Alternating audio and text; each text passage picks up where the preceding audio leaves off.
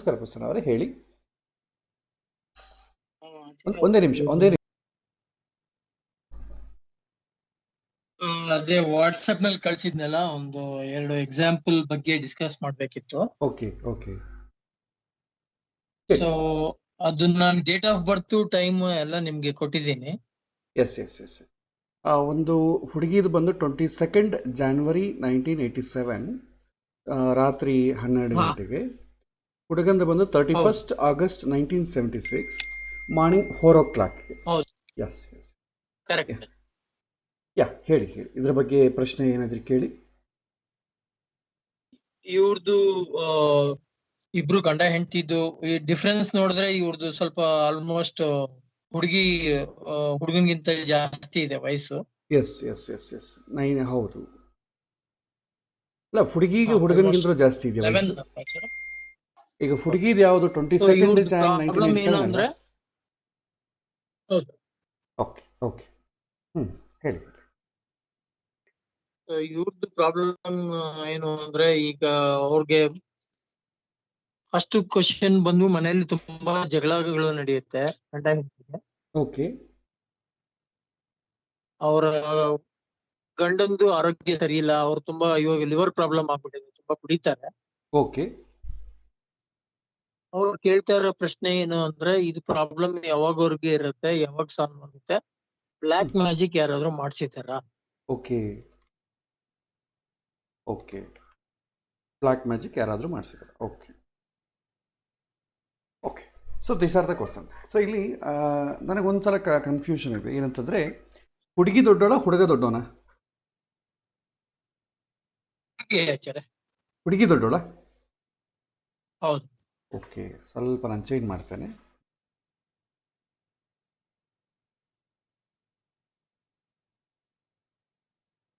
Okay, so almost all 9 years ದೊಡ್ಡೋರಿದ್ದಂಗಿದೆ. Okay okay, so ಇಲ್ಲಿ ಒಂದು ಪ್ರಶ್ನೆ. ಎರಡು ಹುಡುಗ ಹುಡುಗಿ, ಗಂಡ ಹೆಂಡತಿಯ ಜಾತಕ, ವೈವಾಹಿಕ ಜೀವನದಲ್ಲಿ ಸಮಸ್ಯೆ, ಆರೋಗ್ಯ ಸಮಸ್ಯೆಗಳ ಪರಿಹಾರ ಯಾವಾಗುತ್ತೆ, ಬ್ಲ್ಯಾಕ್ ಮ್ಯಾಜಿಕ್ ಏನಾದರೂ ಮಾಡಿಸಿದ್ದಾರೆ.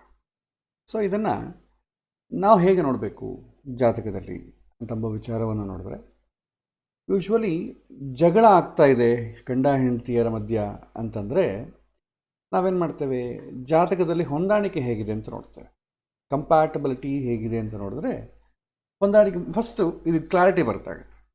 ಸೊ ಹುಡುಗಿದು ಬಂದು ವಿಶಾಖ ನಕ್ಷತ್ರ 3ನೇ ಪಾದ, ಹುಡುಗಂದು ಬಂದು ಹಸ್ತ ನಕ್ಷತ್ರ 4ನೇ ಪಾದ. ಫಸ್ಟು ಕಂಪ್ಯಾಟಬಿಲಿಟಿಯನ್ನು ನೋಡೋಣ. ಹುಡುಗಿದು ವಿಶಾಖ 3,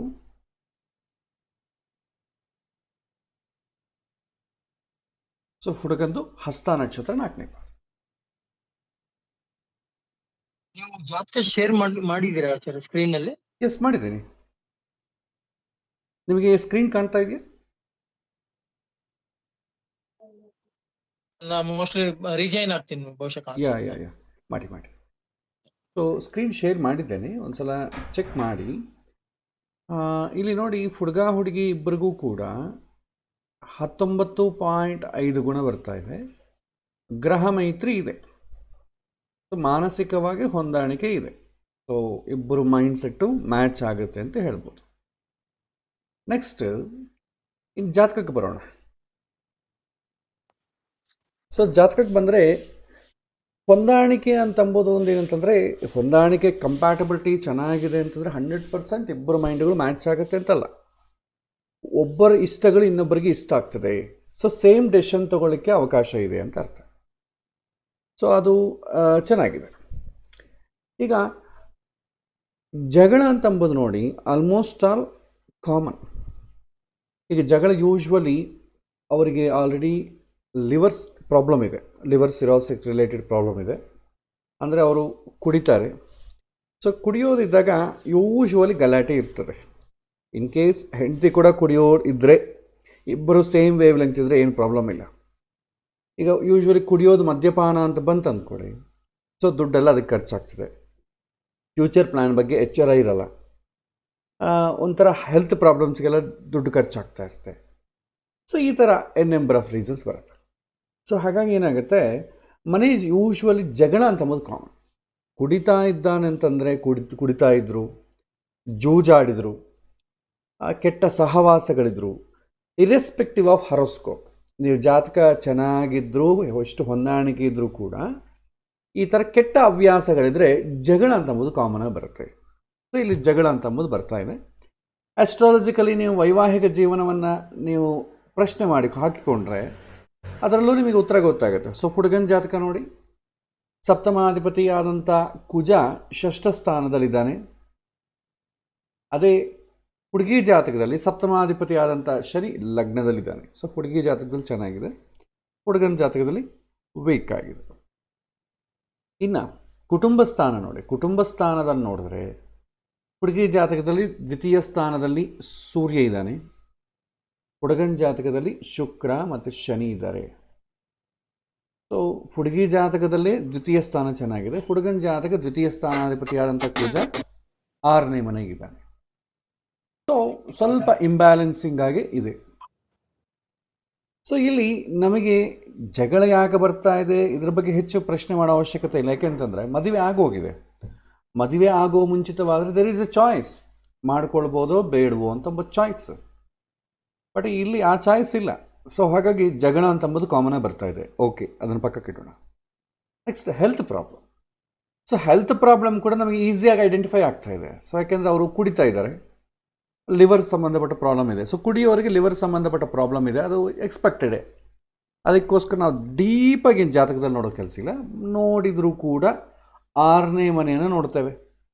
6ನೇ ಮನೆ ಹೇಗಿದೆ, 6ನೇ ಮನೆಯಲ್ಲಿ ಏನಾದರೂ ಶುಭಗ್ರಹಗಳಿದೆಯೋ, ಶುಭಗ್ರಹಗಳ ಸಂಬಂಧ ಏನಾದರೂ 6ನೇ ಮನೆಗೆ ಬಂದಿದೆಯೋ ಅಂತ ನೋಡ್ತೇವೆ. ಒಂದು ವೇಳೆ 6ನೇ ಮನೆಗೆ ಏನಾದರೂ ಶುಭಗ್ರಹಗಳ ಸಂಬಂಧ ಏನಾದರೂ ಬಂದರೆ ದೆನ್ ಹೆಲ್ತ್ ರಿಕವರ್ ಆಗಲಿಕ್ಕೆ ಅವಕಾಶ ಇದೆ ಅಂತ ನಾವು ಹೇಳ್ತೇವೆ.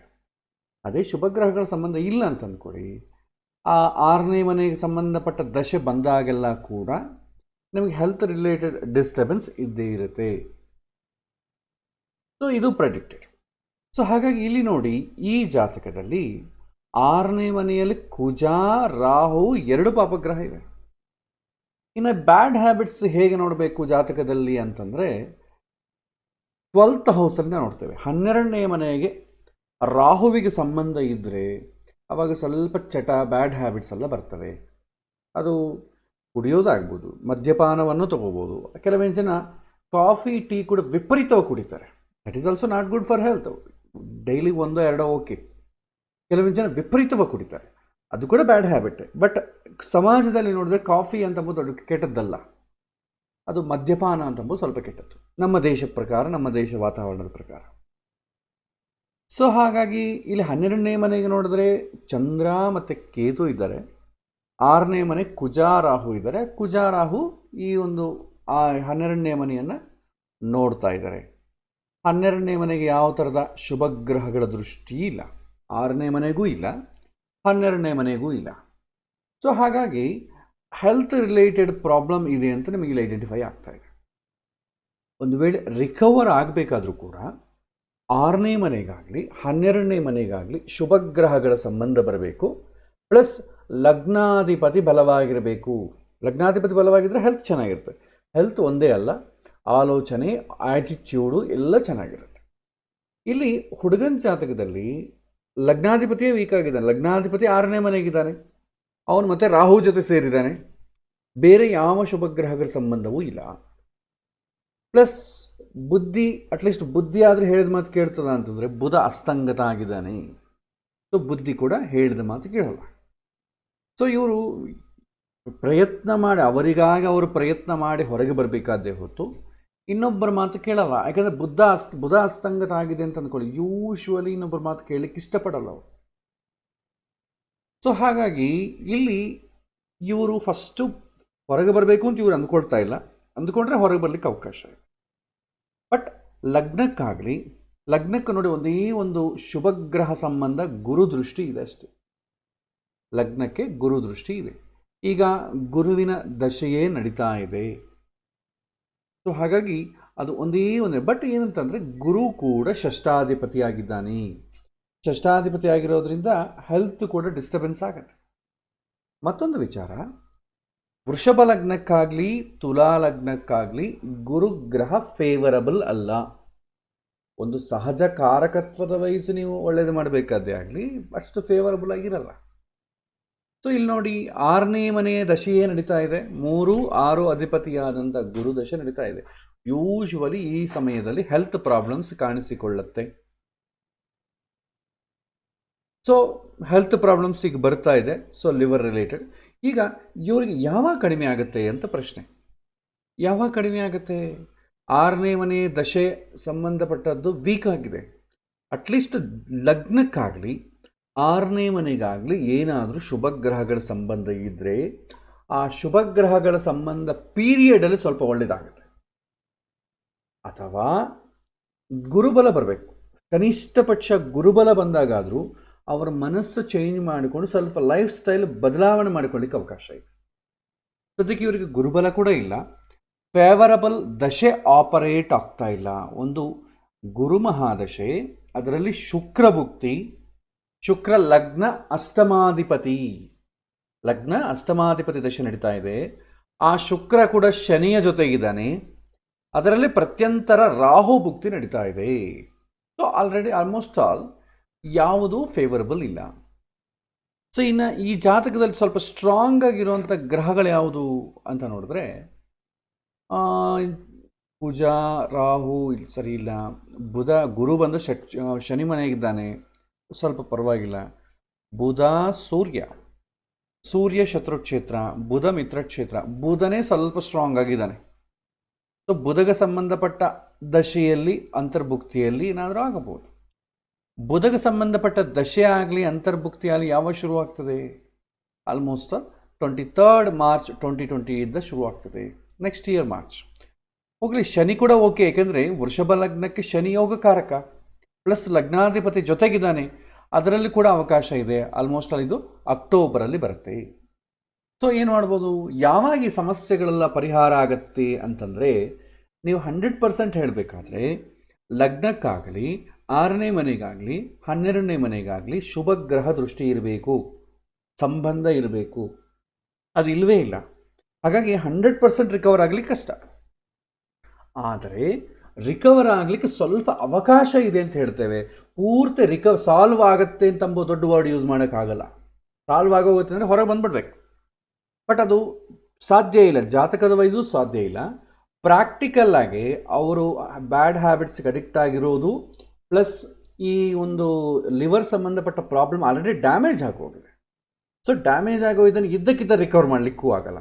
ಸೊ ಹಿಂದೆ ಮಾಡಿದಂಥ ತೊಂದರೆಗಳಿಗೆ ತಪ್ಪಿಗೆಲ್ಲ ಕೂಡ ಫಲಿತಾಂಶವನ್ನು ಅನುಭವಿಸ್ಬೇಕಾಗಲೇ ಆಗುತ್ತೆ. ಸೊ ಅದೇನಾಗುತ್ತೆ, ಓಲ್ಡ್ ಏಜಲ್ಲಿ ತೊಂದರೆ ಕೊಡುತ್ತೆ.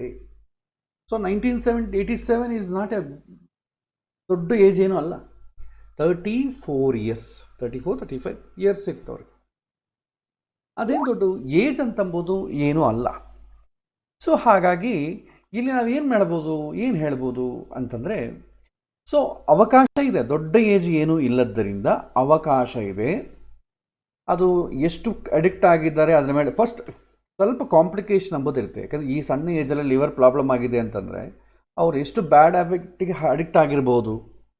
ಹಾಗಾಗಿ ಯೂಶ್ವಲಿ ಏನೋ ಸಣ್ಣ ಸಣ್ಣ ಪ್ರಾಬ್ಲಮ್ ಇತ್ತು ಅಂದ್ಕೊಳ್ಳಿ, ರಿಕವರ್ ಆಗೋಗುತ್ತೆ ಅಂತ ಹೇಳ್ತೇವೆ. ಈಗ ಬ್ಯಾಕ್ ಪೈನ್ ಬಂತು, ರಿಕವರ್ ಆಗ್ಬೋದು, ಏನು ಅಷ್ಟು ಡ್ಯಾಮೇಜ್ ಏನಾಗಿರಲ್ಲ. ಸೊ ಈ ಥರ ತುಂಬ ಕುಡಿದು ಈ ಥರ ಮಾಡಿದ್ದಕ್ಕೆ ಸ್ವಲ್ಪ ರಿಕವರ್ ಆಗೋದು ಕಷ್ಟ. ಪ್ಲಸ್ ಜಾತಕದಲ್ಲಿ ಕೂಡ ರಿಕವರ್ ಆಗಲಿಕ್ಕೆ ಬೇಕಾದಂಥ ಶುಭಗ್ರಹ ದೃಷ್ಟಿಯೇ ಇಲ್ಲ. ಪ್ಲಸ್ ಕುಜ ರಾಹು ಜೊತೆಗಿದ್ದಾರೆ. ಆಲ್ಮೋಸ್ಟ್ ಅಲ್ಲಿ ಏನಾಗ್ತದೆ, ಮನೆಗೆ ಪೀಸ್ ಆಫ್ ಮೈಂಡ್ ಇರಲ್ಲ. ಇನ್ನಿಷ್ಟು ಬ್ಯಾಡ್ ಹ್ಯಾಬಿಟ್ಸ್ಗೆ ಅಡಿಕ್ಟ್ ಆಗಲಿಕ್ಕೆ ಕುಜ ರಾಹು ಚಂದ್ರಕೇತು ಕಾಂಬಿನೇಷನ್ ತುಂಬ ಹೆಲ್ಪ್ ಆಗುತ್ತೆ. ಅಂದರೆ ಇವಾಗಾದರೂ ಅವರು ಆ ಕುಡಿಯೋ ಹ್ಯಾಬಿಟನ್ನು ಬಿಡಬೇಕು. ಬಟ್ ಇವರಿಗೆ ಶುಭಗ್ರಹಗಳ ಸಂಬಂಧ ಸ್ವಲ್ಪ ಕೂಡ ಇಲ್ಲದ್ರಿಂದ ಆ ಆಲೋಚನೆ ಇದ್ದಂಗೆ ಇಲ್ಲ. ಈಗಲೂ ಆದರೂ ಕುಡಿಯೋ ಹ್ಯಾಬಿಟ್ ಬಿಡಬೇಕು, ಬಿಡ್ತಾರೋ ಇಲ್ಲೋ ಗೊತ್ತಿಲ್ಲ, ಅದೇ ಸ್ವಲ್ಪ ಕಷ್ಟ. ಒಂದು ವೇಳೆ ಆ ಥರ ಇಂಟೆನ್ಷನಲ್ಲಿ ತಗೊಂಡ್ರೆ ಆಗುತ್ತೆ. ಬಟ್ ಜಾತಕದಲ್ಲಿ ಲಗ್ನಾಧಿಪತಿ ಕೂಡ ವೀಕ್ ಆಗಿರೋದ್ರಿಂದ, ಸಾರಿ ಈ ಜಾತಕದಲ್ಲಿ ನೋಡಿದ್ರೆ ಹುಡುಗನ ಜಾತಕದಲ್ಲಿ ಲಗ್ನಾಧಿಪತಿ ಶುಕ್ರ ಅವನು ದ್ವಿತೀಯ ಸ್ಥಾನದಲ್ಲಿದ್ದಾನೆ. ಬಟ್ 6ನೇ ಮನೆಗೆ ಕುಜ ರಾಹು ಇದ್ದಾರೆ. ಸೊ ಕುಜ 6ನೇ ಮನೆಗೆ ಒಳ್ಳೆಯದಲ್ಲ. ಸೊ ರಾಹು ಕೂಡ 6ನೇ ಮನೆಗೆ ಇದೆ. ಸೊ ರೋಗ ಸ್ಥಾನದಲ್ಲಿ 2 ಪಾಪಗ್ರಹ ಇವೆ. ಸೊ ಲಗ್ನಾಧಿಪತಿ ಸ್ವಲ್ಪ ಬಲವಾಗಿ, ಯಾಕಂದರೆ ಎರಡನೇ ಮನೆಗಿದ್ದಾನೆ, ಓಕೆ ಚೆನ್ನಾಗಿದೆ. ಆದರೆ ಈಗ ಲಗ್ನಾಧಿಪತಿ ಭುಕ್ತಿ ನಡೀತಾ ಇದೆ. ಸೊ ಆಲ್ಮೋಸ್ಟ್ ಅಲ್ಲಿ ಅಕ್ಟೋಬರ್ ಆಗಲಿ ಅಥವಾ ನೆಕ್ಸ್ಟ್ ಇಯರ್ ಮಾರ್ಚ್ ಆಗಲಿ ರಿಕವರ್ ಆಗಲಿಕ್ಕೆ ಅವಕಾಶ ಇದೆ. ಅದೇ ಸಮಯದಲ್ಲಿ ಅವರು ಕೂಡ ಸ್ವಲ್ಪ ಡಿಸಿಪ್ಲೈನ್ ಅದು ಫಾಲೋ ಆದರೆ ರಿಕವರ್ ಆಗಲಿಕ್ಕೆ ಅವಕಾಶ ಇದೆ. ಯಾಕಂದರೆ ಹೆಲ್ತ್ ಚೆನ್ನಾಗಿದೆ, ಅದ ಕಾರಣ ಏಜ್ ಚೆನ್ನಾಗಿದೆ, ಅದ ಕಾರಣ. ಸೊ ಇನ್ನು last question, black magic. So black magic ಅಂತಂಬೋದು ಹೇಗೆ ನೋಡ್ತೇವೆ ಜಾತಕದಲ್ಲಿ? ಸೊ ಯೂಶ್ವಲಿ ಬ್ಲ್ಯಾಕ್ ಮ್ಯಾಜಿಕ್ ಅಂತಂಬೋದು it's a deep subject. So ಅದನ್ನು ನಾವು ನೋಡಬೇಕಾದ್ರೆ ಅದಕ್ಕೆ ಸಂಬಂಧಪಟ್ಟ ಟಾಪಿಕ್ ನಾನು ಇನ್ನೂ ಹೇಳಿಲ್ಲ, ನಾನು ಅದನ್ನು ಹೇಳೋ ಪ್ರಯತ್ನ ಮಾಡ್ತೇನೆ ಮುಂದೆ, ಬಟ್ ಬ್ರೀಫಾಗಿ ಇವಾಗ ಹೇಳ್ತೇನೆ. ಬ್ಲ್ಯಾಕ್ ಮ್ಯಾಜಿಕ್ ವಿಚಾರ ಬಂದಾಗ ನಾವು ಅದಕ್ಕೆ ಕೂಡ 6ನೇ ಮನೆ, ರಾಹು, ಮಾಂದಿ ಅಂತಂಬೋ ಗ್ರಹ ಕೇಳಿರ್ತೀರ, ಮಾಂದಿ, ಗುಳಿಕ, ಈ 2 ಗ್ರಹಗಳನ್ನು ಬ್ಲ್ಯಾಕ್ ಮ್ಯಾಜಿಕ್ಕಲ್ಲಿ ನಾವು ಕನ್ಸಿಡರ್ ಮಾಡ್ತೇವೆ. ಇಲ್ಲಿ ಒಂದು ವಿಷಯ ಆಲೋಚನೆ ಮಾಡಬೇಕು. ಸೊ ಬ್ಲ್ಯಾಕ್ ಮ್ಯಾಜಿಕ್ ಅಂತಂಬೋದು ಯಾವ ಸಂದರ್ಭದಲ್ಲಿ ಮಾಡ್ಬೋದು, ಯಾರು ಮಾಡಬಹುದು, ಇದು ಫಸ್ಟ್ ನೋಡಬೇಕು. ಎಲ್ಲರಿಗೂ ಬ್ಲ್ಯಾಕ್ ಮ್ಯಾಜಿಕ್ ಅಪ್ಲೈ ಆಗೋದಿಲ್ಲ. 2 ಥರ ಕೆಲಸ ಮಾಡುತ್ತೆ ಬ್ಲ್ಯಾಕ್ ಮ್ಯಾಜಿಕ್, ಒಂದು ಫಿಸಿಕಲಿ, ಇನ್ನೊಂದು ಮೆಂಟಲಿ. ಈಗ ಮೆಜಾರಿಟಿ ಯಾರಾದರೂ ಬ್ಲ್ಯಾಕ್ ಮ್ಯಾಜಿಕ್ ಮಾಡಿದರೆ ಫಿಸಿಕಲಿನೇ ಕೆಲಸ ಮಾಡುತ್ತೆ, ರೆಸ್ಟ್ ಆಫ್ ದ ಟೈಮ್ ಮೆಂಟಲಿನೇ ಕೆಲಸ ಮಾಡುತ್ತೆ. ಸೊ ಅದನ್ನು ನಾನು ಹೇಳ್ತೇನೆ. ಯಾವ ಸಂದರ್ಭದಲ್ಲಿ ಬ್ಲ್ಯಾಕ್ ಮ್ಯಾಜಿಕ್ ಮಾಡ್ತಾರೆ ಅಂತಂಬೋದು ಬಂದರೆ ಈ ಕೇಸಲ್ಲಿ ಸಾಧ್ಯವೇ ಇಲ್ಲ. ಯಾಕೆಂತಂದರೆ ಯಾವಾಗ ಮಾಡ್ತಾರೆ, ತುಂಬ ಹಣ ಇದ್ದು ಅವನನ್ನು ಡೈರೆಕ್ಟಾಗಿ ಅಟ್ಯಾಕ್ ಮಾಡಲಿಕ್ಕಾಗದೇ ಇದ್ದರೆ, ಅಂದರೆ ಹಣ ಆಗಲಿ ಸಂಪತ್ತಾಗಲಿ ಅಥವಾ ಅವನ ಮೇಲೆ ತುಂಬ ರಿವೆಂಜ್ ತಗೊಳ್ಳೋ ಅಷ್ಟು ದ್ವೇಷ ಇದ್ದು ಡೈರೆಕ್ಟಾಗಿ ಅಟ್ಯಾಕ್ ಮಾಡದೇ ಇದ್ದರು, ಯೂಶ್ವಲಿ ಬಂಧುಗಳೇನು ಮಾಡ್ತಾರೆ, ಡೈರೆಕ್ಟಾಗಿ ಎಕ್ಸ್ಪೋಸ್ ಆಗಲಿಕ್ಕೆ ಬಿಡಲ್ಲ. ಹೊರಗಿನವನಾದರೆ ಇಷ್ಟೆಲ್ಲ ಬೇಕಾಗಿಲ್ಲ, ಅವನು ಬಂದು ಯಾರನ್ನೊಬ್ರು ಹೊಡೆದು ಹೊಟ್ಟೋಗ್ಬೋದು. ಆದರೆ ಮನೆಯಲ್ಲೇ ಬಂಧು ಬಳಗ ಇರ್ತಾರೆ, ಅವ್ರು ಎಕ್ಸ್ಪೋಸ್ ಆಗಬೇಕಾಗತ್ತೆ. ನಾನು ಮಾಡಿದ್ದೇನೆ, ಆದರೂ ನಾನು ಮಾಡಿದ್ದು ಯಾರು ಗೊತ್ತಾಗಬಾರ್ದು. ಆ ಥರ ಸ್ಥಿತಿಯಲ್ಲಿ ಬ್ಲ್ಯಾಕ್ ಮ್ಯಾಜಿಕ್ ಅಂತಂಬೋದು ಮಾಡ್ತಾರೆ. ಬಟ್ ಇವತ್ತಿನ ದಿನ ಬ್ಲ್ಯಾಕ್ ಮ್ಯಾಜಿಕ್ ಮಾಡೋಕ್ಕೆ ಸಾಧ್ಯವಿಲ್ಲ. ಅಂತ ಮಾಡುವಂಥವರು ಕೂಡ ತುಂಬ ಕಡಿಮೆ ಇದ್ದಾರೆ. ಸುಮ್ಮನೆ ನಂಬಿಕೆ ವಾಸ್ತೆ ನಾವು ಮಾಡ್ತೀವಿ ಅಂತಾರಾಗಲಿ ಆ ಥರ ಇಲ್ಲ ಯಾರೀಗ. ಅದಕ್ಕೆ ತುಂಬ ಕಷ್ಟ, ಅದನ್ನು ಸಾಧನೆ ಮಾಡಿಕೊಳ್ಳೋದೇ ತುಂಬ ಕಷ್ಟ. ಅವ್ರ ಜೀವನ ತುಂಬ ದುರ್ಭರವಾಗಿರುತ್ತೆ, ಅವರು ಲೌಕಿಕ ಜೀವನವನ್ನು ಅನುಭವಿಸ್ಲಿಕ್ಕೆ ಆಗಲ್ಲ. ಬ್ಲ್ಯಾಕ್ ಮ್ಯಾಜಿಕ್ ಯಾರು ಮಾಡ್ತಾರೋ ಅವರು, ಈ ಕೆಲವಿನ ಅಘೋರಾಗಳು ಅವರೆಲ್ಲ ಮಾಡ್ಬೋದು, ಬಟ್ ಅದಕ್ಕೆ ವ್ಯಾಲಿಡ್ ಅಂದರೆ ನೀನು ಅಷ್ಟು ಇದ್ರ ಮೇಲೆ ಇಷ್ಟು ಇನ್ವೆಸ್ಟ್ ಮಾಡಿ ಬ್ಲ್ಯಾಕ್ ಮ್ಯಾಜಿಕ್ ಮಾಡೋ ಅವಶ್ಯಕತೆ ಇದೆಯಾ? ಬ್ಲ್ಯಾಕ್ ಮ್ಯಾಜಿಕ್ ಮಾಡಬೇಕಾದ್ರೆ ಅದಕ್ಕೆ ನಿಜವಾಗ ಪರ್ಫೆಕ್ಟಾಗಿ ಮಾಡಬೇಕು ಅಂತಂದರೆ ಅದಕ್ಕೆ ಬೇಕಾದಂಥ ವಸ್ತುಗಳೇ ನಿಮ್ಗೊಂದು ₹1,00,000 ಆಗ್ತದೆ. ಆ ₹1,00,000 ಇವನ ಮೇಲೆ ಇನ್ವೆಸ್ಟ್ಮೆಂಟ್ ಮಾಡಬೇಕು ಅಂತಂದರೆ ಬ್ಲ್ಯಾಕ್ ಮ್ಯಾಜಿಕ್ ಮೇಲೆ ಇವನಿಂದ ಏನೋ ದೊಡ್ಡ ಲಾಭ ಪಡೆಯೋದೋ ದ್ವೇಷವೋ ಯಾರಿಗೂ ಇರಬೇಕು. ಹಿಂದಿನ ಕಾಲದಲ್ಲಿ ಶಿಕ್ಷೆಗಳು ಜಾಸ್ತಿ, ತುಂಬ ಏನಾದರೂ ತಪ್ಪು ಮಾಡಿದ್ರೆ ತುಂಬ ಘೋರವಾದಂಥ ಶಿಕ್ಷೆಗಳಿರ್ತಿತ್ತು. ಇವತ್ತು ನಮಗೆ ಶಿಕ್ಷೆಗಳಿಲ್ಲ, ಮ್ಯಾಕ್ಸಿಮಮ್ ಇಲ್ಲ. ಇದೆಲ್ಲ ಕೂಡ ನಮಗೆ ಪೇಪರ್ ಮೇಲೆ ಕಾನ್ಸ್ಟಿಟ್ಯೂಷನ್ ಇದರಲ್ಲಿ ಇರ್ತಷ್ಟೇ. ನಿಮಗೆ ಜೈಲಿಗೆ ಹೋದ ಅಸಲು ರಾಜೀವ್ ಗಾಂಧಿನ ಕೊಂದವರೇ ಇಷ್ಟವರೆಗೂ ಅವನೇನು ಕೊಂದಲಿಕ್ಕೆ ಆಗಲಿಲ್ಲ. ನೀವು ಏನಾದರೂ ತಪ್ಪು ಮಾಡಿದ್ರು ಕೂಡ ನೀವು ಜೈಲಿಗೆ ಹೋಗಿ ಬೈಲಿಂದ ಹೊರಗೆ ಬಂದುಬಿಡ್ಬೋದು. ನಿಮಗೇನು ಅಷ್ಟು ಶಿಕ್ಷೆಗಳಿಲ್ಲ. ಈಗ ನಿಮ್ಮನ್ನು ಯಾರೂ ಅಷ್ಟು ಕಷ್ಟ ಕೊಡೋದಿಲ್ಲ. ಇಲ್ಲಿ ಎಷ್ಟೋ ಜನ ಹೊರಗೆ ಬದುಕೋದು ಕಷ್ಟ ಅಂತೇಳಿ ಯಾರೋ ಒಂದು ತಪ್ಪು ಮಾಡಿ ಜೈಲಿಗೆ ಹೋಗಿ ಆರಾಮ ಊಟ ಮಾಡ್ಕೊಂಡಿರೋರು ಇದ್ದಾರೆ. ಅದನ್ನು ಅಷ್ಟು ಕಠಿಣ ಅಂತ ನಾನು ಅಂದ್ಕೊಳ್ತಾ ಇಲ್ಲ ನಮ್ಮ ದೇಶದಲ್ಲಿರುವಂಥ ಶಿಕ್ಷೆಗಳು. ಹಾಗಾಗಿ ಇಲ್ಲಿ ಇವತ್ತಿನ ದಿನ ಇಷ್ಟು ಹೈರಾಣೆ ಮಾಡೋ ಕೆಲಸ ಇಲ್ಲ. ನೆಕ್ಸ್ಟ್ ಇನ್ನೊಂದು ವಿಚಾರ, ಬ್ಲ್ಯಾಕ್ ಮ್ಯಾಜಿಕ್ ಮಾಡಿದರೆ ಯಾವ ಥರ ಎಫೆಕ್ಟ್ ಇರುತ್ತೋ, ಬ್ಲ್ಯಾಕ್ ಮ್ಯಾಜಿಕ್ ಮಾಡಿದ್ದಾರೆ ಅಂತ ಹೇಳಿದರೂ ಕೂಡ ಅಷ್ಟೇ ಎಫೆಕ್ಟ್ ಇರುತ್ತೆ. ಏನು ಬ್ಲ್ಯಾಕ್ ಮ್ಯಾಜಿಕ್ ಮಾಡೋದು ಬೇಡ. ನನ್ನ ಹತ್ರ ಯಾರೋ ಒಬ್ಬರು ಕ್ಲೈಂಟ್ ಬಂದರು, ಇವರು ಈ ಥರ ಜಾತಕ ಹೀಗಿದೆ, ಇವರೇ ಬಂದರು ಅಂತ ತಿಳ್ಕೊಳ್ಳೋಣ, ಹೀಗಿದೆ ಜಾತಕ, ಏನು ಮಾಡೋದು ಸರ್ ನೋಡಿ ಹೇಳಿ. ನಾನು ಎಲ್ಲ ನೋಡ್ತೇನೆ. ಅದನ್ನು ನನ್ನ ಕ್ಲೈಂಟ್ ಎಕ್ಸ್ಪೀರಿಯನ್ಸ್ ಆಗಿರುತ್ತೆ ಅಂತಂದರೆ ನಾನು ಹೇಗೆ ಜಾತಕವನ್ನು ನೋಡ್ತೀನೋ ಅವನು ನನ್ನನ್ನು ಅಬ್ಸರ್ವ್ ಮಾಡ್ತಾ ಇರ್ತಾನೆ. ಅದರಿಂದ ನನ್ನ ಫೇಸ್ ಹೇಗೆ ನಾನು ಚೇಂಜ್ ಮಾಡ್ತೀನೋ ಅದರ ಪ್ರಕಾರ ಅವನು ಎಸ್ಟಿಮೇಷನ್ ಮಾಡ್ತಾ ಇರ್ತಾನೆ. ನಾನು ಜಾತಕವನ್ನು ಸ್ವಲ್ಪ ನಿಧಾನವಾಗಿ ನೋಡಿ ಸ್ವಲ್ಪ ಕನ್ಫ್ಯೂಸ್ ಮಾಡಿಕೊಂಡಾಗೆ ಮುಖವನ್ನು ಚೇಂಜ್ ಮಾಡಿ ಇಷ್ಟೆಲ್ಲ ಮಾಡಿದ ಕೊನೆಗೆ, ಏನು ರೀ ತುಂಬ ಕಷ್ಟ ಇದೆ ನಿಮ್ಮ ಜಾತಕ, ಯಾರೋ ನಿಮಗೆ ಬ್ಲ್ಯಾಕ್ ಮ್ಯಾಜಿಕ್ ಮಾಡಿದ್ದಾರೆ, ನೀವು ಇಷ್ಟವರೆಗೂ ಉಳಿದಿರೋದೇ ಗ್ರೇಟು, ನಂಗೆ ಆಶ್ಚರ್ಯ ಆಗ್ತಾಯಿದೆ ನಿಮ್ಮ ಜಾತಕದ ನೋಡಿ ಅಂತ ಅಂದ್ಬಿಟ್ಟು ಅಂದ್ಕೊಡಿ. ಅವನ ಮೈಂಡಲ್ಲಿ ನಿಜವಾಗಿ ಬ್ಲ್ಯಾಕ್ ಮ್ಯಾಜಿಕ್ ಮಾಡಿದ್ದಂಗೆ ಅವನು ಫಿಕ್ಸ್ ಆಗಿಬಿಡ್ತಾನೆ. ನಿಜವಾಗಿ ಮಾಡೋದು ಬೇಕಾಗಿಲ್ಲ, ನಾನು ಹೇಳಿದ್ರೇ ಸಾಕು. ಅದಕ್ಕೆ ಬ್ಲ್ಯಾಕ್ ಮ್ಯಾಜಿಕ್ ನಿಜವಾಗಿ ಮಾಡಿದರೆ ಯಾವ ಥರ ಇದಿರುತ್ತೋ ಅದೇ ಸಿಂಪ್ಟಮಲ್ಲಿರುತ್ತೆ. ಹಾಗಾಗಿ ಮಾಡೋದು ಬೇಕಾಗಿಲ್ಲ. ಯಾಕಂದರೆ ಒಂಥರ ಮೈಂಡ್ ರಿಸೀವ್ ಮಾಡ್ಕೊಂಡು ತೊಗೊಳ್ತು ಅಂದ್ಕೊಳ್ಳಿ. ನೆಗೆಟಿವ್ ಪ್ಲಾಸಿಬೋ ಎಫೆಕ್ಟ್ ಅಂತೀವಿ ವೈದ್ಯಶಾಸ್ತ್ರದಲ್ಲಿ. ಈ ಕರೋನಾ ಬಂದ ಮೇಲೆ ನಮಗೆ ಎಲ್ಲರೂ ಹೇಳ್ತಾ ಇರೋ ಪದಗಳಿದೆ. ಡಾಕ್ಟರ್ಸನ್ನೆಲ್ಲ ಯಾರನ್ನು ಟಚ್ ಮಾಡಿ ಪಾಸಿಟಿವ್ ಪ್ಲಾಸಿಬೋ ಎಫೆಕ್ಟ್. ಸೊ ನಾವೇನು ಮಾಡ್ತೀವಿ, 70% ಜನಕ್ಕೆ ವ್ಯಾಕ್ಸಿನ್ ಕೊಡ್ತೇವೆ, 30% ಜನಕ್ಕೆ ನೀರು ಕೊಡ್ತೇವೆ. ಅವರಿಗೆ ಹಾಕಿದ್ದೇವೆ ಅಂತ ಧೈರ್ಯದಿಂದ ಅವರಿರ್ತಾರೆ, ಅವ್ರಿಗೆ ಕಡಿಮೆ ಆಗ್ತದೆ ಅಂತ ಹೇಳ್ತಾರೆ. ಮನೋಧೈರ್ಯದಿಂದ, ಆತ್ಮವಿಶ್ವಾಸದಿಂದ ಕಡಿಮೆ ಆಗ್ತದೆ ಅಂತ ಹೇಳ್ತಾರೆ. ಅದೇ ನೆಗೆಟಿವ್ ಪ್ಲಾಸಿಬೋ ಎಫೆಕ್ಟ್ ಆಗಿದ್ರೆ ಏನಾಗುತ್ತೆ, ಆರೋಗ್ಯವಾಗಿದ್ದನು ಕೂಡ ಕೆಟ್ಟೋಗ್ತಾನೆ. ಕರೋನಾ ಬರೋದು ಬೇಕಾಗಿಲ್ಲ. ಸೊ ಹಾಗಾಗಿ ಯಾವಾಗ ಬ್ಲ್ಯಾಕ್ ಮ್ಯಾಜಿಕ್ ಮಾಡಿದ್ದಾರೆ ಅಂತಂಬೋದು ಒಂದು ಬೀಜವನ್ನು ಹಾಕಿದ್ದೀವೋ, that is equivalent to black magic ನಿಜವಾಗಿ ಮಾಡಿದ್ರೆ ಯಾವ ಪವರ್ ಇರುತ್ತೆ ಅದೇ ಪವರ್ ಇರುತ್ತೆ. ಸೊ ಇವತ್ತಿನ ದಿನ ಜ್ಯೋತಿಷ್ಯರು ಏನು ಮಾಡ್ತಾರೆ, ಯೂಶ್ವಲಿ ನಿಮ್ಗೆ ಯಾರೋ ಬ್ಲ್ಯಾಕ್ ಮ್ಯಾಜಿಕ್ ಮಾಡಿದ್ದಾರೆ, ಹಿಂದೆ ಮುಂದೆ ಏನು ಅಸಲು ಆಲೋಚನೆ ಇವನ ಮೇಲೆ ಯಾಕೆ ಮಾಡಿ ಅದು ಕೂಡ ಮಾಡಲ್ಲ. ಇಲ್ಲ, ನಿಮ್ಗೆ ಯಾರು ಬ್ಲ್ಯಾಕ್ ಮ್ಯಾಜಿಕ್ ಮಾಡಿದ್ದಾರೆ ಅಂತ ಹೇಳ್ಬಿಡ್ತಾರೆ. ಸೊ ಇದು ಯಾಕೆ ಹಿಂಗೆ ಹೇಳ್ತಾರೆ ಅಂತಂದರೆ, ಯೂಶ್ವಲಿ ರಾಹುವಿಗೆ ಏನಂತೀವಿ, ರಾಹು ಬಂದು ಫಿಯರಿಗೆ ಸಿಗ್ನಿಫಿಕೇಟರ್, ಫಿಯರಿಗೆ ಕಾರಣ. ಭಯ ಹುಟ್ಟಿಸೋನು ರಾಹು, ಅಥವಾ ಕನ್ಫ್ಯೂಷನ್. ಕನ್ಫ್ಯೂಷನಿಂದಲೇ ಭಯ ಹುಟ್ಟೋದು. ಸೊ ಭಯ ಅಂತ ಅಂಬೋದು ಬಂತು ಅಂದರೆ ಆ ಸಮಯದಲ್ಲಿ ನೀವು ಏನು ಹೇಳಿದ್ರು ಅವ್ನು ಕೇಳ್ತಾನೆ. ಯೂಶ್ವಲಿ ಜ್ಯೋತಿಷ್ಯರಿಗೆ ಇದು ಸ್ವಲ್ಪ ಕ್ಯಾಶ್ ಪಾಯಿಂಟ್. ಅಪೋಸಿಟ್ ಪರ್ಸನ್ ಸ್ವಲ್ಪ ಭಯದ ಒಂದು ಬೀಜವನ್ನು ನಾಟಿದರೆ ಇವರು ಹೇಗೆ ಹೇಳ್ರೆ ಹಂಗೆ ಕೇಳ್ತಾರೆ. ನೀವು ಏನು ಪೂಜೆ ಮಾಡಿಸ್ಕೊಂಡ್ರೆ ಆ ಪೂಜೆ ಮಾಡಿಸ್ಕೊಳ್ತಾರೆ, ಏನು ಒಂದು ಹೋಮ ಮಾಡಿಸ್ಕೊಂಡ್ರು ಮಾಡಿಸ್ಕೊಳ್ತಾರೆ, ನೀವು ಏನು ಉಂಗುರ ಕೊಟ್ಟರು ಅದು ಹಾಕ್ಕೊಡ್ತಾರೆ. ನಿಮ್ಮನ್ನು ಯಾವಾಗ ಬಂದರೆ ಒಂಥರ ನೀವೊಂದು ಫಿನಾನ್ಷಿಯಲ್ ಅಸಿಸ್ಟೆನ್ಸಿಗೋಸ್ಕರ ಒಂದು ವ್ಯವಸ್ಥೆಯಾಗಿ ಮಾಡಿಕೊಡ್ಬೋದು. ಅಷ್ಟು ಪವರ್ ಇದೆ. ಸೊ ಕಾರಣ ಏನು? ಭಯಕ್ಕೆ ಕಾರಣ ಯಾರು? ರಾಹು. ಆ ರಾಹು ಏನಾದರೂ ಜಾತಕದಲ್ಲಿ ವೀಕ್ ಆಗಿದ್ದು, ಈ 6, 12 ಲಗ್ನ ಚಂದ್ರ, ಮನಸ್ಸು ಅಂದಲ್ವಾ, ಮನಸ್ಸಿಗೆ ಏನಾದರೂ ಭಯ ಆದ್ರೇನು, ಚಂದ್ರಗೆ ರಾಹುವಿಗೆ ಸಂಬಂಧ ಬರಬೇಕು, ಚಂದ್ರಗೆ ಕೇತುವಿಗೆ ಸಂಬಂಧ ಬರಬೇಕು. ಕೇತು ಅಂತಂದರೆ ಕನ್ಫ್ಯೂಷನ್, ರಾಹು ಅಂದರೆ ಭಯ.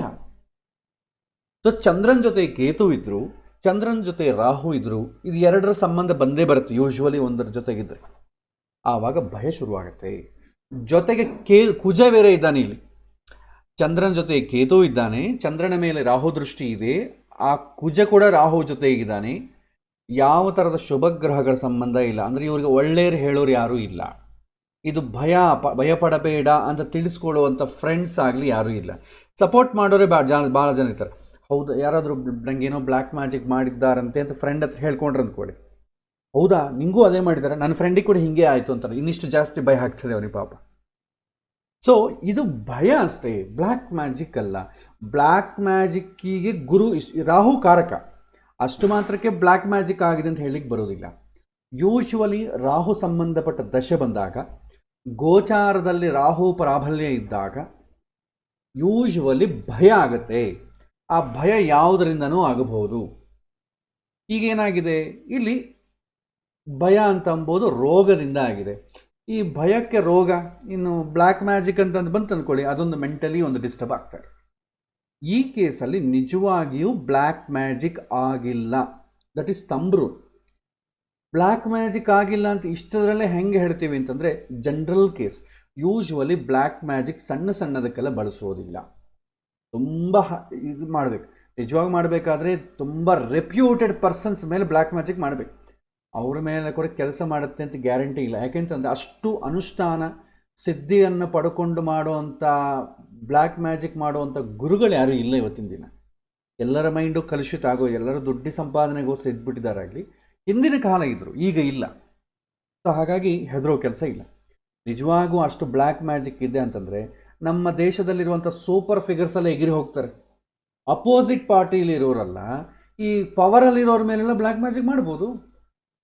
ಏನು ಕಷ್ಟ ಇದೆ ನಿಮಗೇನು ಪ್ರಾಬ್ಲಮ್ ಇಲ್ಲ, ಈಸಿಯಾಗಿ ಪ್ರಾಬ್ಲಮ್ ಸಾಲ್ವ್ ಆಗೋದು. ಯಾಕೆ ಅವರೆಲ್ಲ ಸುಮ್ಮನೆ ಕೂತಿದ್ದಾರೆ? ಅಷ್ಟು ದುಡ್ಡು ಇದ್ದು ಎಲ್ಲ ಸಮರ್ಥ ಇದ್ದು ಅವರೇ ಯಾಕೆ ಸುಮ್ಮನೆ ಕೂತಿದ್ದಾರೆ ಬ್ಲ್ಯಾಕ್ ಮ್ಯಾಜಿಕ್ ಮಾಡದೆ? ಈ ಸಣ್ಣ ವ್ಯಕ್ತಿಯ ಮೇಲೆ ಯಾರು ಬ್ಲ್ಯಾಕ್ ಮ್ಯಾಜಿಕ್ ಮಾಡ್ತಾರೆ? ಅದು ಕುಡಿತಾ ಇದ್ದಾನೆ, ಅವನಿಗೆ ಅಸಲು ಕುಡಿಯೋನಿಗೆ ಆಲ್ರೆಡಿ ಆರೋಗ್ಯ ಹಾಳಾಗೋಯ್ತು, ಅವನ ಮೇಲೆ ಇನ್ನೊಂದೇ ಬ್ರಹ್ಮಾಸ್ತ್ರ ಯಾಕೆ ಹಾಕ್ತಾರೆ ಯಾರು? ಹಾಗಾಗಿ ಇದು ಮೆಂಟಲಿ ಹರಾಸ್ಮೆಂಟ್ ಮಾಡಲಿಕ್ಕೆ ಮಾತ್ರವೇ ಈ ಬ್ಲ್ಯಾಕ್ ಮ್ಯಾಜಿಕ್ ಆಗಿದೆ ಅಂತ ಹೇಳ್ತಾ ಇದ್ದಾರೆ. ಬಟ್ ರಿಯಲಿ ಬ್ಲ್ಯಾಕ್ ಮ್ಯಾಜಿಕ್ ಆಗಿಲ್ಲ.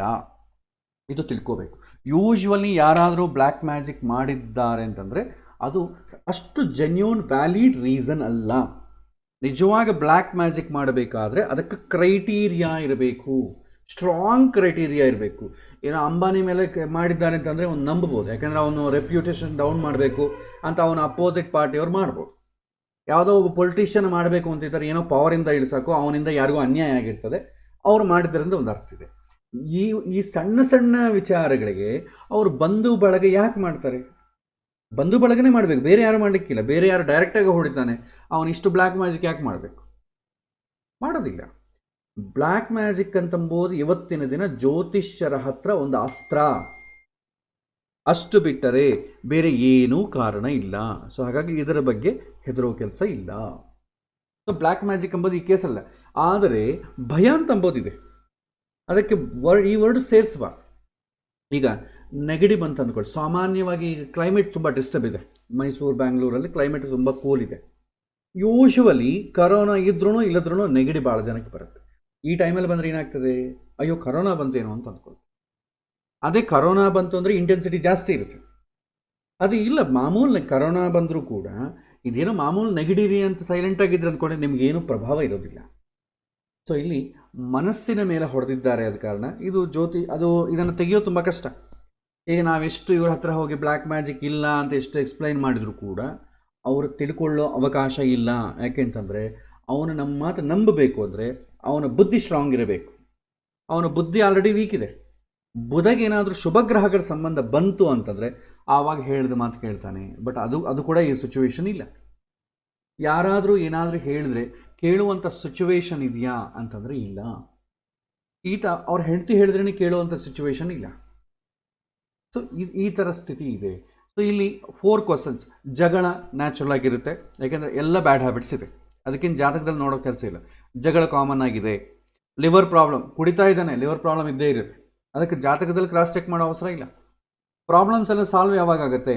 6ನೇ ಮನೆಗೆ ಲಗ್ನಕ್ಕೆ 12ನೇ ಮನೆಗೆ ಶುಭಗ್ರಹಗಳ ಸಂಬಂಧ ಬಂದು ಆ ಶುಭಗ್ರಹಗಳು ಯಾವ ಸಂಬಂಧ ಬಂದಿದೆಯೋ ಅವುಗಳ ದಶೆಯಲ್ಲಿ ಕ್ಯೂರ್ ಆಗುತ್ತೆ. ಬಟ್ ಶುಭಗ್ರಹಗಳ ಸಂಬಂಧ ಇಲ್ಲ. ಆದರೆ ಈ ಸಹಜವಾಗಿ ಗುರು ಶುಭಗ್ರಹ ಆದ ಕಾರಣ ಸ್ವಲ್ಪ ಏನೋ ಒಂದು 20 to 25% ರಿಕವರ್ ಆಗಲಿಕ್ಕೆ ಅವಕಾಶ ಇದೆ. ಅದು ಆ ಪೇಷಂಟ್ ಸಹಕಾರ ಮಾಡಿದರೆ. ಶುಭಗ್ರಹಗಳು ಯಾವಾಗ ಸಂಬಂಧ ಇಲ್ಲವೋ ಆ ಪೇಷಂಟ್ ಫಸ್ಟ್ ಸಹಕಾರ ಮಾಡ್ತಾರೆ ಅಂತ ನಾವು ಅಂದ್ಕೊಳ್ಳೋಕ್ಕಾಗಲ್ಲ. ಫಸ್ಟ್ ಸಹಕಾರ ಮಾಡ್ತಾರೆ. Okay, so next black magic. It is completely trash.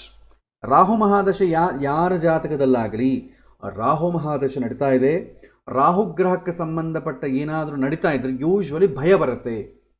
ಆ ಭಯಕ್ಕೆ ನಾವು ಜ್ಯೋತಿಷ್ಯರಿಡೋ ಹೆಸರು ಏನಂತಂದರೆ ಬ್ಲ್ಯಾಕ್ ಮ್ಯಾಜಿಕ್. ಯಾಕಂದರೆ ಡೋಂಟ್ ನೋ, ಅದು ಭಯ ಅಷ್ಟೇ. ಇದು ಆ ಭಯ ಇದ್ದಾಗ ಏನು ಹೇಳಿದ್ರು ನಂಬ್ತಾರೆ.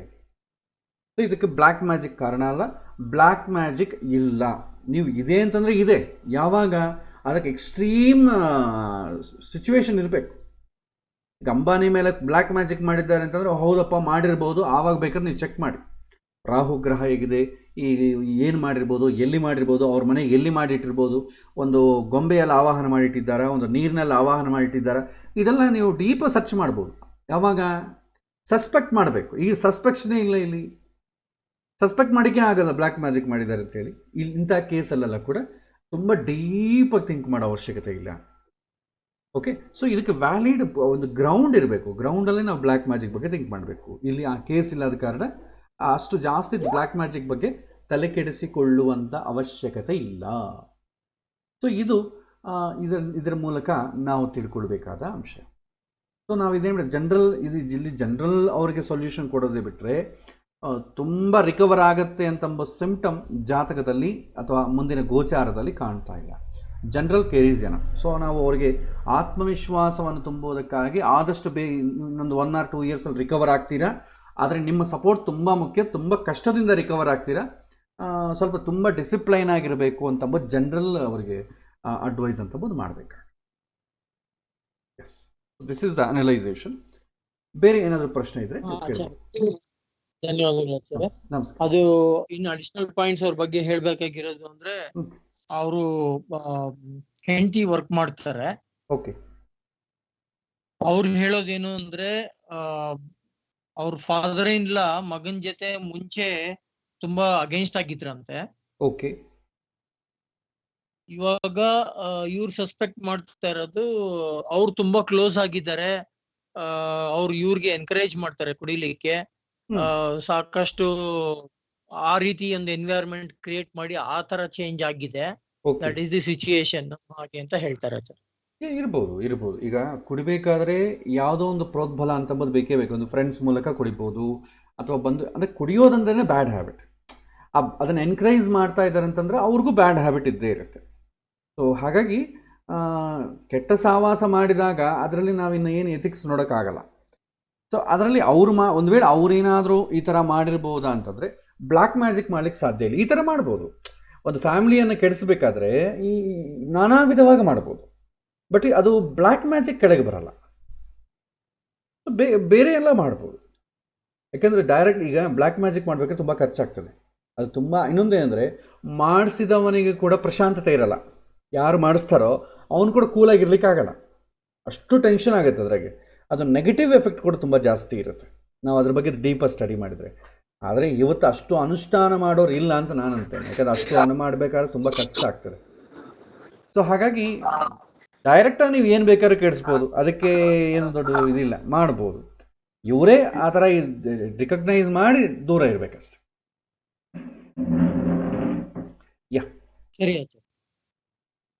ಸೊ ಬೇರೆ ಏನಾದರೂ ಪ್ರಶ್ನೆ ಇದ್ರೆ ಕೇಳ್ಬೋದು. ಸೊ ಇವತ್ತಿಗೆ ಈ ಟಾಪಿಕ್ಕಲ್ಲೇ ಯಾರಾದರೂ ಏನಾದರೂ ಇದಕ್ಕೆ ಸಪೋರ್ಟೆಡ್ ನಿಮಗೆ ಕಂಡುಕೊಂಡಂಥ ಪ್ರಶ್ನೆಗಳಿದ್ರೂ ರೈಸ್ ಮಾಡ್ಬೋದು.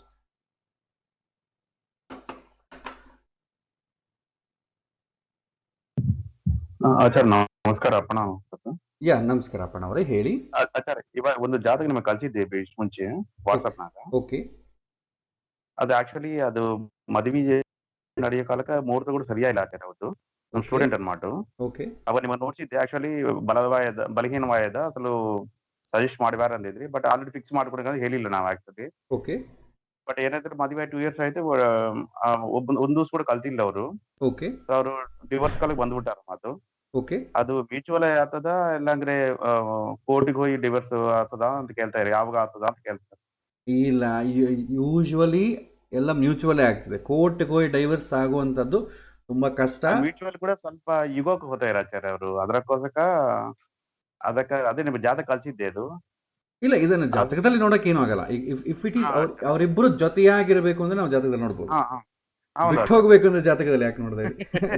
ಹೇಳಿದ್ದೆ ಅವ್ರಿಗೆ, ಕೇಳಾನಿಲ್ಲ ಆಚಾರ್ಯ. ಅವ್ರು ಕೇಳ್ತಾರೆ ಕೇಳಲ್ಲ ಅದಕ್ಕೆ ನಮಗೆ ಸಂಬಂಧ ಇಲ್ಲ. ನಾವು ಹೇಳ್ತೀವಿ ಅಷ್ಟೇ.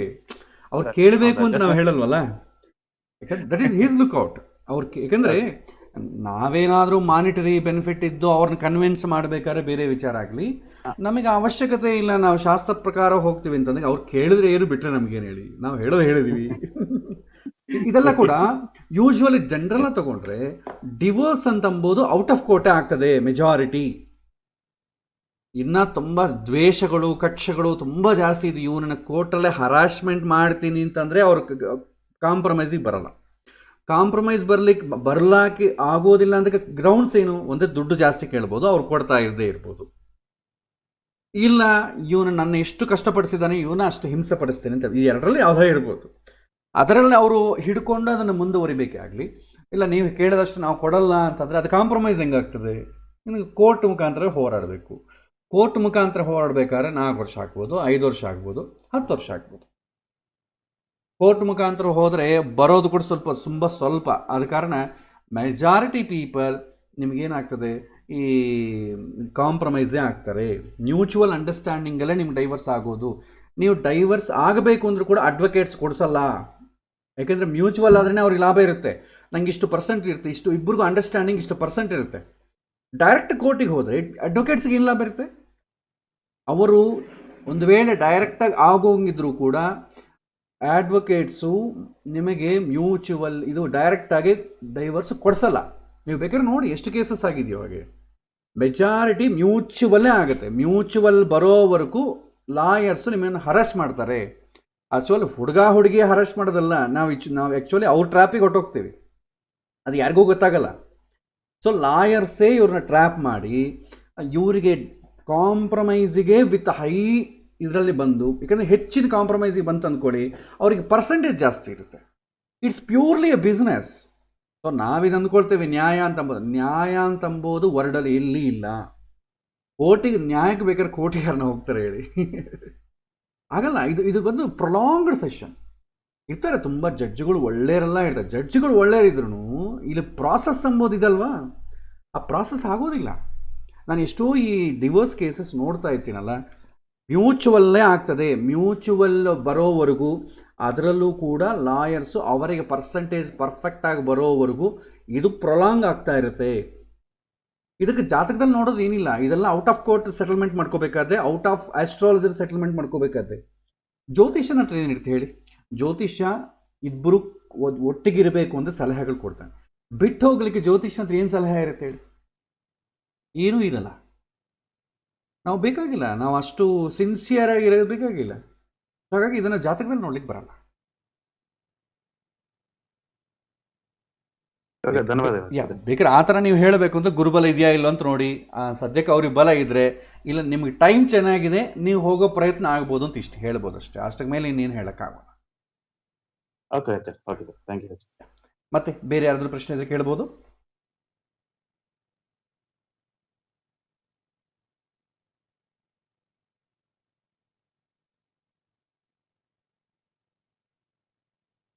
ಇವತ್ತು ಪಾಪ ಪ್ರಸನ್ನ ಅವ್ರು ಕೇಳಿದ್ರಲ್ಲ, that is a valid question. Black magic ಅಂತಂಬೋದು, ಅದ್ರ ಬಗ್ಗೆ ಇನ್ನೂ ಬಹಳಷ್ಟು ಜನಕ್ಕೆ ಅವೇರ್ನೆಸ್ ಇಲ್ಲ. ಅದು ಅವೇರ್ನೆಸ್ ಇಲ್ಲದ್ರೆ ಏನಾಗುತ್ತೆ, ಜ್ಯೋತಿಷ್ಯರ ಟ್ರ್ಯಾಪಲ್ಲಿ ಬೀಳ್ತಾರೆ. ನಿಮ್ಗೆ ಯಾರೋ ಮಾಟ ಮಾಡಿಸಿದ್ದಾರೆ, ನಿಮ್ಗೆ ಯಾರೋ ಆಗಬಾರ್ದವ್ರು ಏನೋ ಮಾಡಿದ್ದಾರೆ, ಬ್ಲ್ಯಾಕ್ ಮ್ಯಾಜಿಕ್ ಮಾಡಿದ್ದಾರೆ. ಇದೆಲ್ಲ ಕೂಡ ಟ್ರ್ಯಾಪ್ ಮಾಡೋದು. ಇದು ಎಮೋಷ್ನಲ್ ಬ್ಲ್ಯಾಕ್ ಮೇಲಿಂಗ್ ಅಂತೀವಿ ನಾವು ಅದನ್ನು. ಸೊ ಇದರಲ್ಲಿ ಟ್ರ್ಯಾಪಲ್ಲಿ ಬೀಳಬಾರ್ದು. ಸೊ ಮಾಟ ಮಂತ್ರ ಈ ಬ್ಲ್ಯಾಕ್ ಮ್ಯಾಜಿಕ್ಗಳಿಲ್ಲ. ಒಂದು ವೇಳೆ ನಿಜವಾಗಿ ಆದರೆ ಫಿಸಿಕಲಿ ಡಿಸ್ಟರ್ಬ್ ಆಗ್ತದೆ. ಅಸಲು ಏನು ಗೊತ್ತಾಗಲ್ಲ. ಡಾಕ್ಟರ್ಸ್ಗಳು ನಮಗೇನು ಗೊತ್ತಾಗ್ತಾ ಇಲ್ಲ ಅಂತ ಹೇಳ್ತಾರೆ. ಆ ಥರ ವಿಚಿತ್ರವಾಗಿರುತ್ತೆ. ಆ ಕಂಡೀಷನಲ್ಲಿ ಬೇಕಾದರೆ ನಾವು ನೋಡ್ಬೋದು. ಬಟ್ ಅಷ್ಟು ಇಲ್ಲ. ಇಲ್ಲಿ ಡೈರೆಕ್ಟಾಗಿ ಗೊತ್ತಾಗ್ತದೆ ಈ ಜಾತಕದಲ್ಲಿ ಲಿವರ್ ಪ್ರಾಬ್ಲಮಿಗೆ ಕಾರಣ ಏನು? ಬ್ಲ್ಯಾಕ್ ಮ್ಯಾಜಿಕ್ ಅಲ್ಲ, ಕುಡಿತಾ ಇರೋದು ಪ್ರಾಬ್ಲಮ್. ಸೊ ಕುಡಿಯಾಕೆ ಬ್ಲ್ಯಾಕ್ ಮ್ಯಾಜಿಕ್ ಮಾಡ್ತಾನೆ ಅಷ್ಟು ಅವಶ್ಯಕತೆ ಇಲ್ಲ. ಅವನ ಏನು ಗೊತ್ತಿಲ್ಲದೋ ನಾವು ಬ್ಲ್ಯಾಕ್ ಮ್ಯಾಜಿಕ್ ಮಾಡಿ ಅವನು ಕುಡಿಯೋ ಥರ ಮಾಡ್ತೀನಿ ಅಂತಂದರೆ ಅದಕ್ಕೆ ಕೂಡ ಜಾತಕ ಸಹಕಾರ ಮಾಡಬೇಕು. ಬ್ಲ್ಯಾಕ್ ಮ್ಯಾಜಿಕ್ ಎಲ್ಲರ ಮೇಲೆ ಕೆಲಸ ಮಾಡಲ್ಲ. ಈಗ ನಮಗೆ ಕರೋನಾ ಎಲ್ಲರಿಗೂ ಬಂದಿರುತ್ತೆ, ಆದರೆ ಇಮ್ಯುನಿಟಿ ಯಾರಿಗಿದೆ ಅವನಿಗೆ ಅದು ಎಕ್ಸ್ಪೋಸ್ ಆಗಲ್ಲ. ಯಾಕಂದರೆ ಒಳಗಿರುವಂಥದ್ದು ಸಿಸ್ಟಮ್ ನಮ್ಮನ್ನು ಅದನ್ನು ಅಟ್ಯಾಕ್ ಮಾಡಲಿಕ್ಕೆ ಬಿಡಲ್ಲ. ಯಾರಿಗೆ ಇಮ್ಯುನಿಟಿ ಡೌನ್ ಆಗುತ್ತೋ ಅವನನ್ನು ಕರೋನಾ ಅಟ್ಯಾಕ್ ಆಗುತ್ತೆ. ಹಾಗೆ ಯಾರು ಧಾರ್ಮಿಕವಾಗಿ ಸೆಲ್ಫ್ ರೆಸ್ಟ್ರೈಂಟ್ ಇಟ್ಟುಕೊಂಡು ಆತ್ಮವಿಶ್ವಾಸದಿಂದ ಇರ್ತಾನೋ ಅವನ ಮೇಲೆ ಬ್ಲ್ಯಾಕ್ ಮ್ಯಾಜಿಕ್ ಕೆಲಸ ಮಾಡಲ್ಲ. ಯಾರು ವೀಕ್ ಪರ್ಸನ್ ಇರ್ತಾನೋ, ಅಥವಾ ನಾವು ಯಾವಾಗ ವೀಕ್ ಆಗ್ತೀವೋ ಆವಾಗ ಸಣ್ಣ ಪ್ರಾಬ್ಲಮ್ ಆದರೂ ಕೂಡ ದೊಡ್ಡ ಬ್ಲ್ಯಾಕ್ ಮ್ಯಾಜಿಕ್ ಇದ್ದಂಗೆ ನಮ್ಮನ್ನು ಅಟ್ಯಾಕ್ ಮಾಡುತ್ತೆ. ನಾವು ಆತ್ಮವಿಶ್ವಾಸದಿಂದ ಇರಬೇಕಾದ್ರೆ ಹೊತ್ತು ಇನ್ನು ಬೇರೆ ಮಾರ್ಗ ಏನೂ ಇಲ್ಲ. ಯಾವಾಗ ಅದು ಕಡಿಮೆ ಆದರೆ ಭಗವಂತನ ಸೇವೆ ಆ ಥರ ಡೈವರ್ಟ್ ಮಾಡ್ಕೊಳ್ತೀವಿ ಅಷ್ಟೇ. ಬೇರೆ ಪ್ರಶ್ನೆ ಇದ್ರೆ ಕೇಳಿ. ಆಚಾರ್ಯ, ಹೇಳಿ ಪ್ರಸನ್ನ ಅವರೇ. ಇನ್ನೂ ಒಂದು ಎಕ್ಸಾಂಪಲ್ ಕೊಟ್ಟಿದ್ದೆ ನಾನು. ಗಂಡ ಹೆಂಡತಿ ಮದುವೆ ಆಗಿರೋ ಕೇಸ್ದು ಓಕೆ, ಇಂಟರ್ ರಿಲಿಜನ್ದು ಅಂತ ಎಕ್ಸಾಂಪಲ್ ಕೊಟ್ಟಿದ್ದೆ ಆಚಾರ್ಯ. ಒಂದು ನಿಮಿಷ ಚೆಕ್ ನೀವು ಹೇಳಿ ಅದ್ರ ಬಗ್ಗೆ ಗ್ರೌಂಡ್ ನೀವು ಹೇಳಿ. ಹೇಳ್ತೀನಿ. ಈಗ ಬ್ಯಾಕ್ ಗ್ರೌಂಡ್ ಏನು ಅಂದ್ರೆ, ಹುಡುಗಿ ಬ್ಯಾಂಕ್ ಅಲ್ಲಿ ಕೆಲಸ ಮಾಡ್ತಾಳೆ. ಓಕೆ. ಹುಡುಗ ಹಿಂದೂ, ಹುಡುಗಿ ಮುಸ್ಲಿಂ. ಅವರು ಟೆಂಪಲ್ ನಲ್ಲಿ ಮದುವೆ ಆಗಿದೆ. ಐ ಥಿಂಕ್ 1 ವರ್ಷ ಮೇಲ್ಪಟ್ಟು ಸಪರೇಟ್ ಆಗಿದ್ದಾರೆ. ಅದಕ್ಕೆ ಕಾರಣ ಅಂದ್ರೆ ಹುಡುಗನ ಮನೆಯಲ್ಲಿ ಬೇರೆ ಅನ್ನೋದು ಒಂದು.